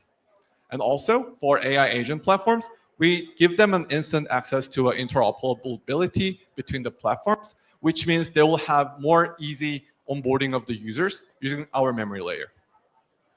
Our business model is twofold. First of all, we have a core service subscription, which is based on pricing is based on number of memory spaces the user use, and request volume and storage capacity. And the second business model will be the trading fee from our memory trades. Currently, we are using a storage as for GCP. We'll be moving on to BNB Greenfield as we go live on the mainnet. This is our tokenomics. And for the team, our team is bringing together the expertise from leading AI tech companies and traditional finance, DeFi projects. And for myself, when I was studying master degree on AI, I focused on the graph neural network, which is the fundamental piece of building a knowledge these days. And also, I have founded one of the multi-chain DeFi project on Ripple, which is operating on 3 different chains with a cumulative volume of $80 million. And Matt is our co-founder, and he also has professional experience on AI, and he co-founded Entitled Bank, which is one of the, actually is #1 lending platform on Sonium for TBL. This is a roadmap. If there's any question, I'll love to answer those. Thank you. Appreciate this pitch. Thanks a lot. Is there something from the judges that they would maybe be curious about? Hi. Can a user use this without subscribing to Stitch? What do I have to pay $100 per month to, No, to use this? there's going to be really like generous free plan. So one memory space is free, and then for one memory space, about 15 megabyte of the memory space is going to be free. But it's going to be really enough for retail users, because for retail users, it's really hard to get past a 50 megabyte for the vector space memory. Right. So what is your go-to-market strategy here for this? Our go-to-market strategy is that we go for the real needs of the users. So as I mentioned before, I think users have problem of managing the memory on ChatGPT or Claude, which is one of the most favorite LLM clients for users. I think users will feel what memory layer is and how can they control the memory when they have experience on like saving the memory using Stitch AI and moving the memory to different platforms like Claude to ChatGPT and ChatGPT to Claude, or even other sessions. And the good thing about this is that you can also select the version that is prior than the current version, so that you can like get back the original version of your project back from it. Yeah.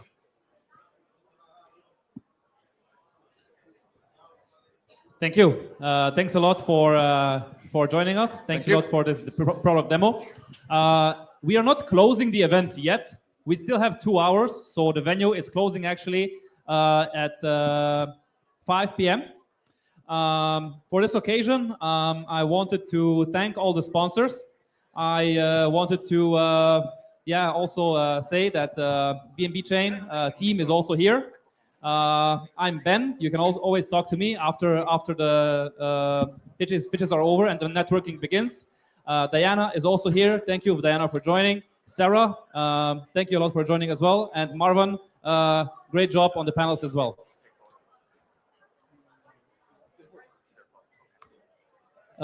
Before we close the pitches, there's still Rise AI. So please approach the stage for the product demo and the pitch. Thank you.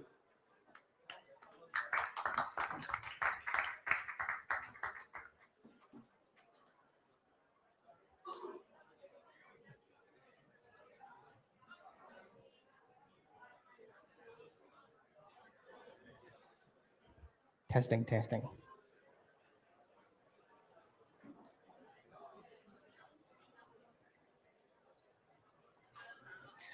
GM everyone, I'm Victor, founder of Rise AI. We power SoftBank office delivery robot. We closed the $7 million round in 2023. And today I'm here to present how Rise AI is redefining the infrastructure of AI robotics. And our key partners include NVIDIA, SoftBank, Dubai Future Foundation, and we're also backed by Floki, one of the Web3 projects who has the largest community on BNB Chain. Robot market is exploding. Elon Musk predicted a 45 trillion robot market.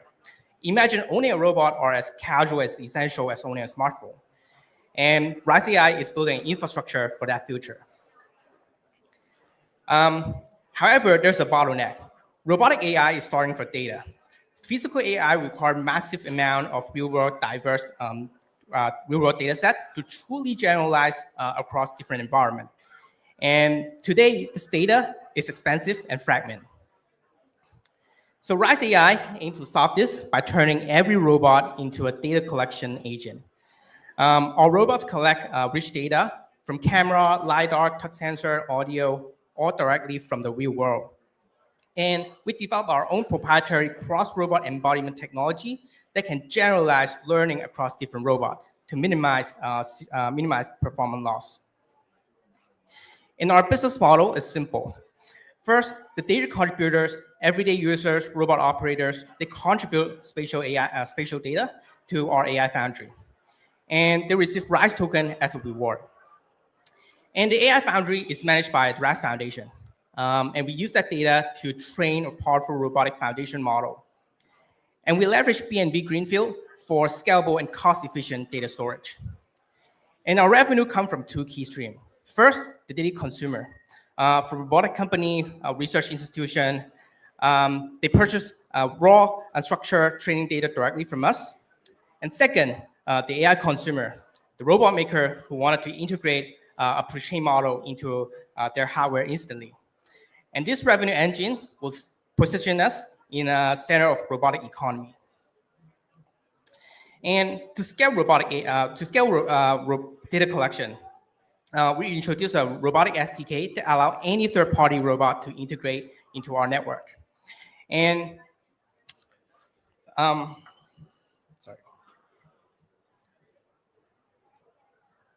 sorry about that. And the key challenge is that every robot are different. Some might have 5 fingers, the other might have 2.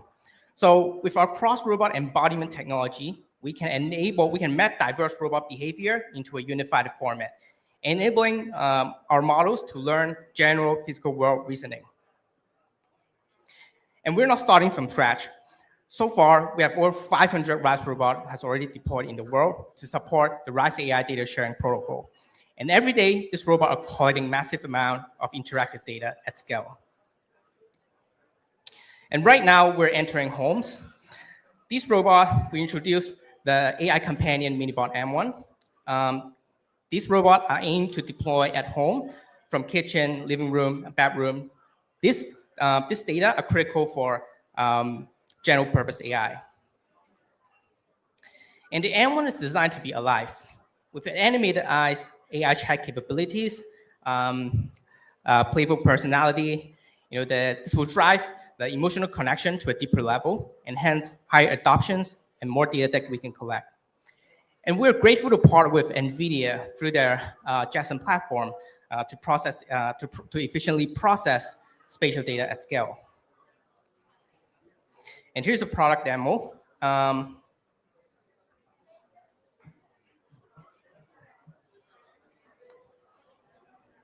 So here's how easy it is for user to contribute and earn with RISE AI.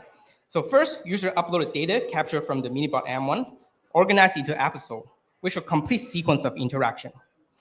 And they can review and select which episode they want to submit to the protocol. And for every episode they submit, they get the RISE token as a reward.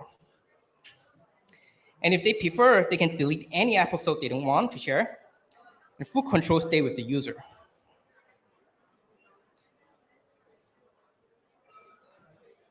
And finally, they can easily claim all the accumulated rewards, making the entire process simple and transparent.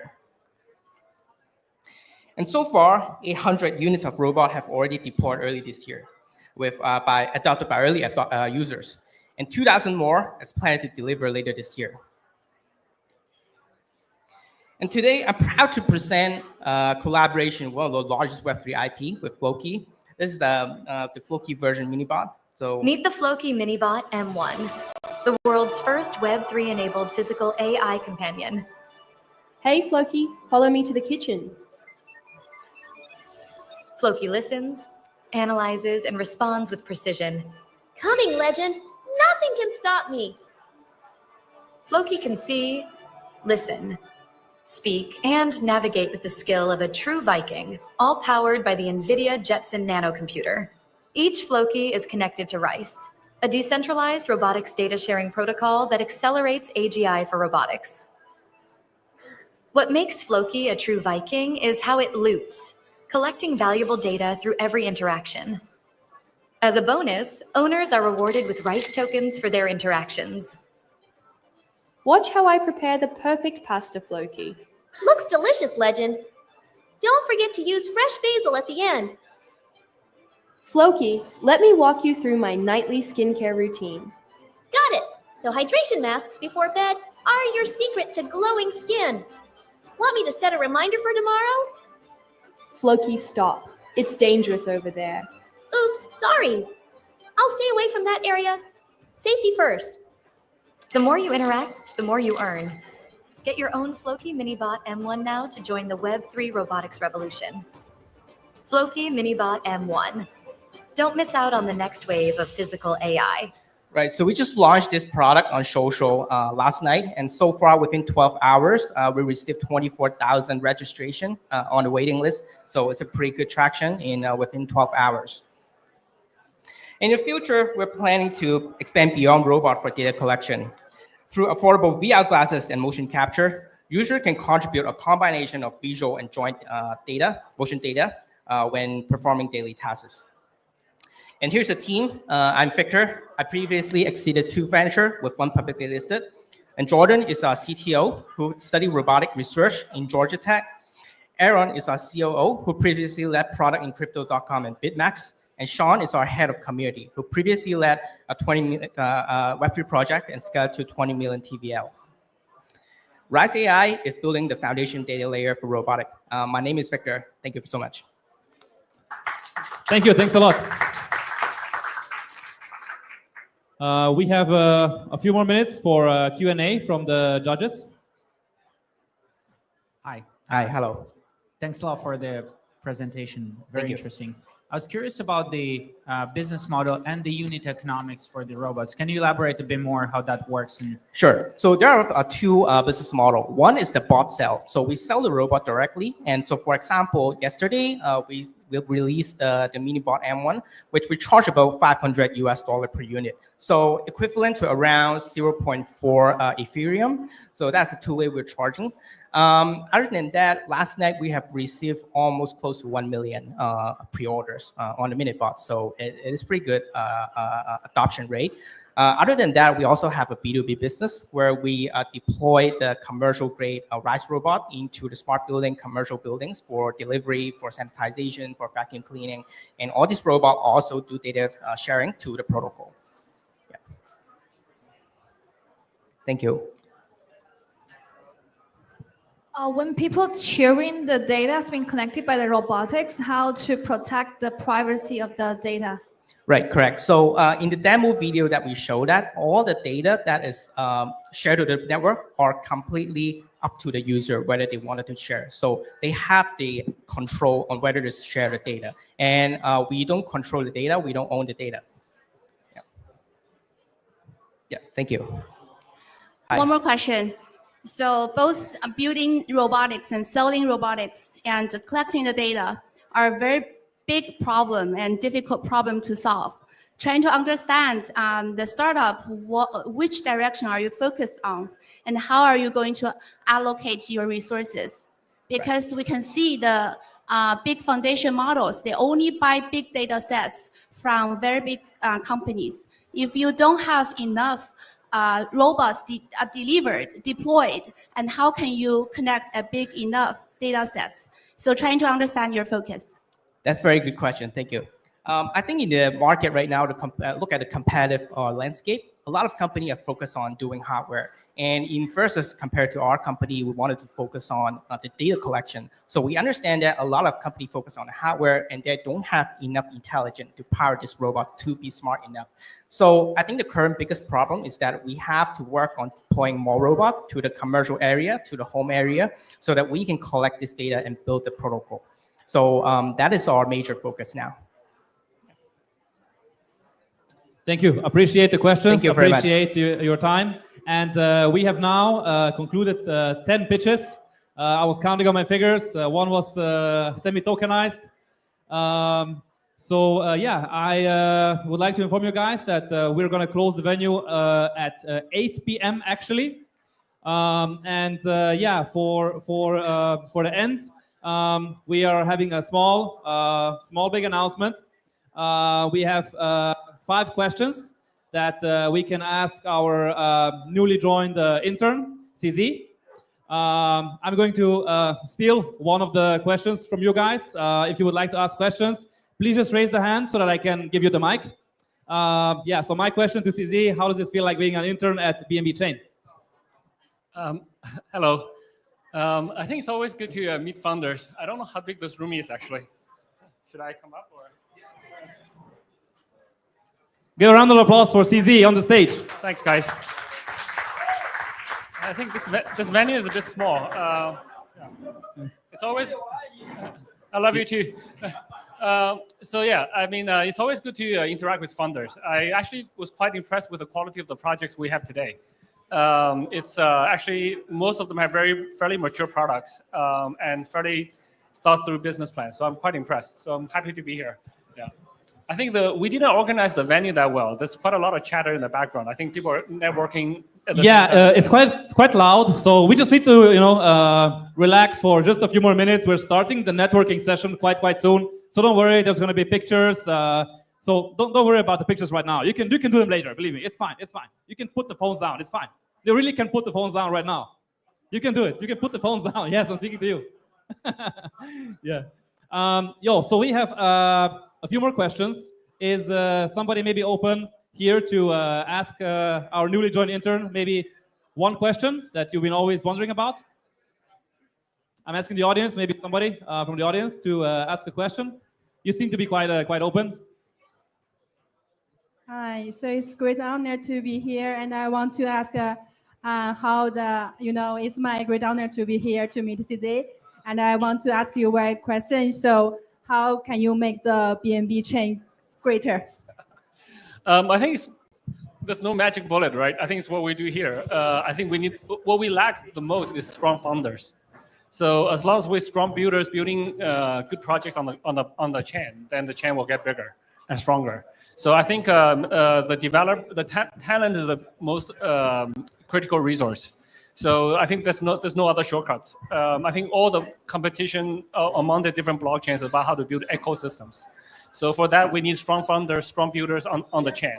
So I'm quite happy, and also this is something I'm quite happy to do, to interact with founders, builders, and also see in whichever way I could help them. So I'm always happy to. We have one more question. Thank you. I see some familiar faces here already. Nick, thanks for joining us.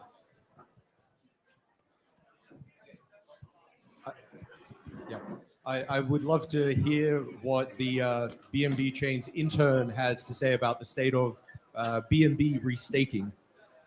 BNB restaking. Okay, yeah. I think, well, number one is I think we can develop more. I think the TVL locked on chain on BNB chain is still quite small. So there's a lot of room to grow. And there's a lot of volume that we can take from other chains, etc. And then we can also grow the space. But right now, even on BNB chain, I think the restaking is quite segmented. So now, there's so many different versions of something BNB, right? So, and from a user experience perspective, it's not very good. So you have to look at so many different protocols, so many different rates, etc. So I think hopefully as we progress and as the ecosystem becomes more developed, there should be a simpler, more unified lending products. And the problem with lending is that there's always some new player that wants to attract new users, and they will offer a very high yield. But usually they cannot do it forever. So the larger protocols with larger TVLs, they cannot give you 30%, right? So I think, but over some time, we should see some more consolidation. But I do think lending is a very key feature that BNB Chain's ecosystem has not focused on before. I think before the ecosystem more focused on trading, liquidity, etc. But lending is a very big use case in traditional finance, and I think that's going to be a big use case on the blockchain. Yeah. Thank you. Thanks a lot. One quick question here from this side. Oh, thank you. Say you were first. Thank you. Hi, CA. We are developing fair launch protocol, a new protocol, and also we deploying on Solana chain. And Solana really good at the hackathon competition. So they give us many supported, and we got many attention. And so I would like to ask you whether you would raise Binance hackathon competition, so all of the developers can join. Yeah, sure. We absolutely want to do that. So I think, to be very fair, I think Solana has spent a lot more money on building the ecosystem, incubations, different programs, sponsorships, etc. So I think historically we were quite before, a year and a half ago, I was busy with Binance, and last year I was busy in the U.S. So we historically have not done very much on the ecosystem side. So I think we can do a lot more there, and we do plan to do a lot more there. So we want to run hackathons I want to run hackathons in every city every week. We will be there. Yeah, thanks. Yeah. Okay, one more question. Sorry, let's take this one here. Hello, City. I want to know your opinion about the AI and the Web3. Do you think the hot or AI will make the Web3 will more difficult to development because there are more money go to the AI and less money go to the Web3? Okay. Yeah. So there's quite a few things to say about AI and Web3. I think number one, there's a lot of synergies, but there's also a lot of fake synergies, I think. So the synergy is that when we do like payments in AI, right? So some of the demos have shown, they should use crypto. They shouldn't be using filling your email address, and they should just be asking for a QR code. Well, the AI doesn't even need a QR code. They just need an address, an API that you just pay. So they shouldn't be filling up personal information, bank cards, and all this other stuff. We shouldn't be seeing Visa on the payment pages, etc. So I think cryptocurrency is the native currency for AI. That's for sure. And blockchain data is also probably better than your a centralized party collecting your data. But solving the privacy problem is quite difficult. So far, the real AI training data is not on Web3. They're done in traditional companies. But I do think that there is a model that we can make it work on Web3, but it's difficult, right? So I think as Ella just said, you need to get to scale for big companies to use your data. The other fake model, the other fake fits are right now everyone wants to, anyone who launches a platform to launch multiple AI agents, unlimited amount of AI agents, each one of them have a coin. That doesn't work. Right, so we don't need that many tokens. We don't need that many AI agents. If you only need to spend like 3 seconds to create an AI agent, your AI agent doesn't need a token, right? So you're not going to be able to create enough unique value within 3 seconds on a platform that warrants a token. So I think there's too many AI tokens being created in Web3 right now. This problem is actually probably, in my opinion, is worse than the Web3 problem. Is worse than the gaming problem. The Web3 games are not as good as traditional games, but they're very good at the token models and how to incentivize users. But where the Web2 games are good, they may be good at gameplay, the good ones, but they don't have a token model to incentivize their users to accelerate growth. This problem is even heavier on AI. Every agent that takes 1 second to create launches a token. Okay, we don't need those tokens. I don't think. So I think to launch a token, you need a very large number of economic volume. So you need a large number of transactions, large number of users to be able to sustain a token model. So if something takes 3 seconds, that token is not going to last. So so I think long term, the two fields has a lot of synergy. I'm not worried about AI taking investments away. Money is not a limiting factor today. It's talent. So there's so much money in AI. There's so much money in blockchain. And you can see that, not bragging here, but if I tweet about a meme coin, that goes up, right? So there's a lot of money willing to invest. It's just that we lack good projects. So the talent is the bottleneck. It's not money anymore. Yeah, thanks a lot for this. One more questions, 2 more questions is fine? Maybe 1 or 2 more, yeah. Okay, 2 should be fine. Okay. Sorry, you've been here. Yep. Okay, I'm so honored to be here, and my question is, may I have your insights about the perp DEX? So, and the second question so is perp DEX. Perp DEX. Perp DEX. Okay. Yeah. So my second question is, have you ever opened futures trading on DEX? And I just feel it's quite hard to gain user growth and trading volume growth on perp DEX track. So may I have your insights about it? Sure. So number one is I think perp DEX is going to be a really big field. So I think it's not developed right now. I I traded futures years ago, but I never traded futures on Binance, the centralized exchange. I just never placed a single order. But I do know the product. I've been working in the trading systems for years. I ran the Bloomberg futures trade book system like 20 years ago. So on DEX, I did try recently on Aster DEX, well, the previous version, Apollo X, etc. But that experience actually wasn't that good because the slippage is high. What you see and what you get is quite big. The difference is quite big, which is not good. So, but I think there's some advantages as well, though. I think the blockchains need to get faster. We need to get more lower slippage, and the gas fees got to reduce. And also, we need more perp dexes. Right now, there's like Hyperliquid is probably the highest dex, right? But we've seen the Hyperliquid have some issues. I mean, to be very frank, I think what happened with Hyperliquid, if they just delisted Jelly, it'd be fine. But when they change the Oracle price, it's not so good. They probably should just have taken the $12 million loss. That will probably be a much better way to handle the price that instant. But again, it's up to them. So I think we're still at very early stages of perp dex. And so in any industry, the early movers are not always guaranteed to be the lasting one. I think there's a lot of room for innovation, and that's also why we invested in Aster DEX. So I'm obviously a little bit more biased because Aster DEX is native on BNB Chain, but they're cross-chain, so they support multiple chains, etc. But actually, we want to invest in more.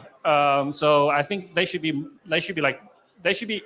Usually, the winners determined after you have like 100 perp dexes competing for like a few years, and then the winner emerges. So I think we're just still at a very early stage. Thank you for the insights. Before I give the mic to the next one, I only promised it to this gentleman here. I just want to point out that there's also an event tomorrow at Clubhouse the day thereafter as well. So you're really welcome to join us there. Be sure just to register on time so that you can get in, obviously. I'm gonna give one more question to the gentleman right there, and after we're gonna start the networking. There's going to be opportunities, to have a picture as well, so it's perfectly fine. And on this occasion, I would really like to thank you for being here, and looking forward to the question. Hello, Cindy. I see you so many questions reply with English, so this question I want to ask is Mandarin. 所以说这个问题我想用中文去提问。就作为一家二线的交易所的这样上币的负责人，其实我们看到越来越多的项目开始代币化。 无论在往年的2049有很多的不同的概念出来，那可能很多的项目，它没有完全成型，就已经越来越代币化，比如说 RWA、DePIN 各种赛道。那您对目前整个这个行情的一个趋势，或者说越来越多的项目代币化这种情况，你觉得你是怎样的判断？谢谢您。Okay， 我觉得so I'll answer this one English or Chinese. I guess English is probably better. English is probably better. Yeah. So I think everything should be tokenized. So every project, every building, every currency, everything, right? So everything should be tokenized. But there's a timing. Let me rephrase. I think everything that's worth value and have liquidity should be tokenized. But I don't recommend people launching a token too early. If you're running a startup, don't launch a token until you have proven product market fit. Because once you launch a token, the problem, you get distracted with a token. Yeah, you kind of, and also if you don't have enough volume, then your token is not going to have liquidity, and the token price drops, and then your investors or your community loses money, and then they attack you, they say bad things about you, and then and then also after you launch a token, you can't really pivot very well, because every time you pivot, you got to worry about every time you pivot your product, you're going to hurt some holders and benefit some other holders potentially. Right, so you don't want to launch a token too early as a startup project. Once you have a really good product, you just got to scale. You just got to get more users, get more marketing. That's when you launch a token. So so when I say everything should be tokenized, but it should be everything that has value and have liquidity should be tokenized. So anything that's kind of mature. But the problem today we see that many founders want to launch a token to raise money. And so Yeah, so then this way creates a bit of a dilemma. So I highly recommend that most people go through traditional, what we call VC investments or incubations, etc., to raise money early on, and not launch the token at first. So it's a hard balance, but I would actually encourage people to launch tokens as late as possible. If you have 1 million users with a real product, not just some fake volume, then you should launch a token. Yeah. Thanks. Yeah. Thank you. So we're all waiting for the projects that are going to be announced as winners. So please keep an eye on our X account. We're going to announce our winners there. For this occasion, I would like to thank everyone for coming. We are going to close the event at 8 p.m. As I said, everything is going according to rules and it's fine. And there's going to be a photo moment with CZ in a moment. Yeah, you can take your time to relax. Everything is fine. Enjoy the rest of the day. Thanks for the sponsors and thanks for the judges for being here. A big round of... Sorry, guys, if you wanted to. So for the people who wants to take photos, let's form a single line. Let's go. No. Okay, guys. There is a much faster way to do it than rushing up. Just form a single line. When you get to the front of the line, get your phone ready, and then pass the phone to one guy, and then we'll take the photo there. Form a single line over that, please. Don't rush.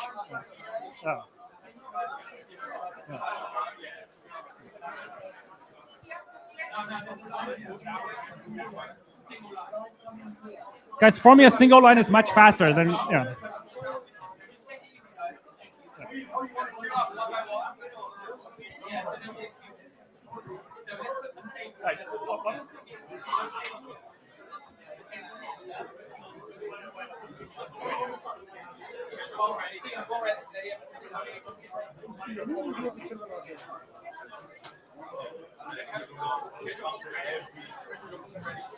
Everybody has their phones ready.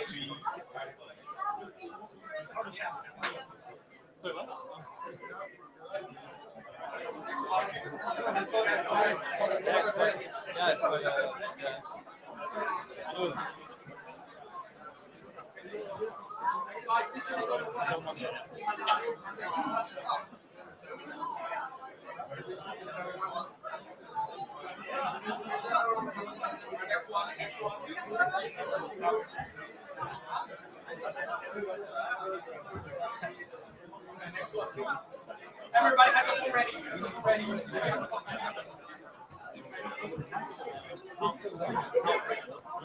How many photos should we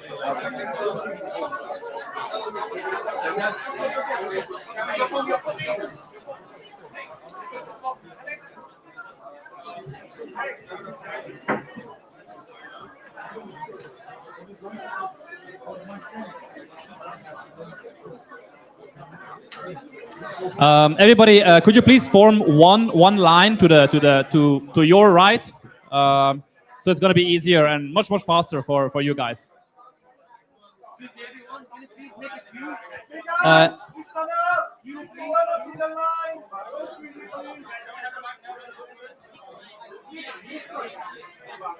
Okay.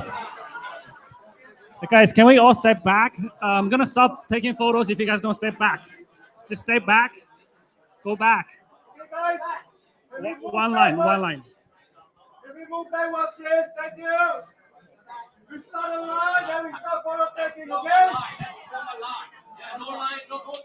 刚才拍模糊了，再拍了。 Guys, can we step back? Oh, let's go. Let's all go back.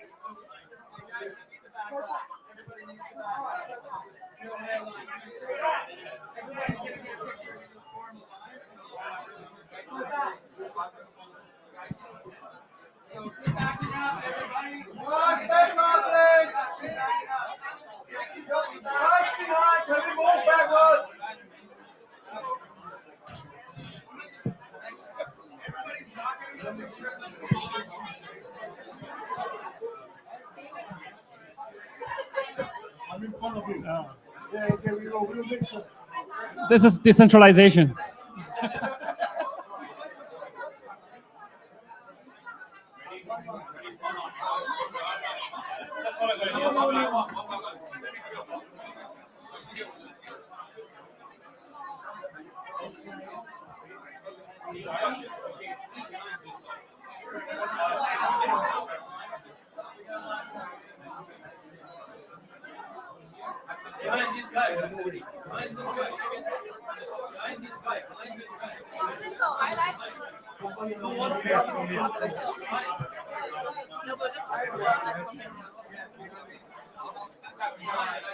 Yeah, please.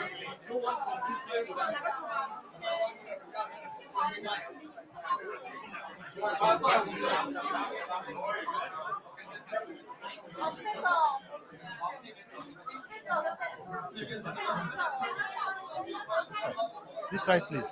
Just no, because just you can take it back.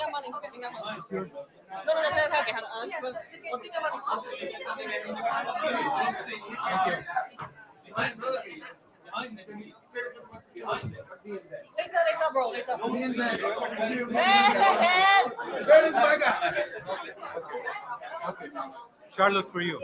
扑克牌，我再给你两个。我尽量，我 no promises， 我尽量啊。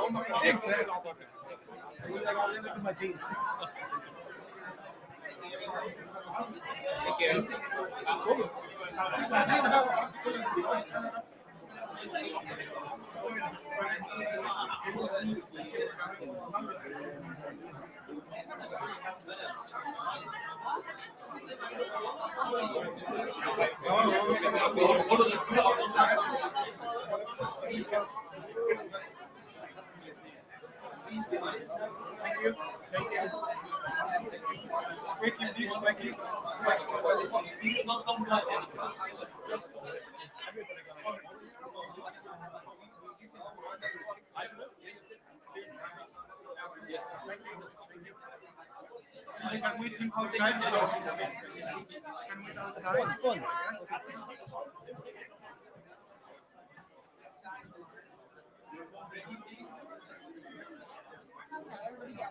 How many more? How many more? How many more?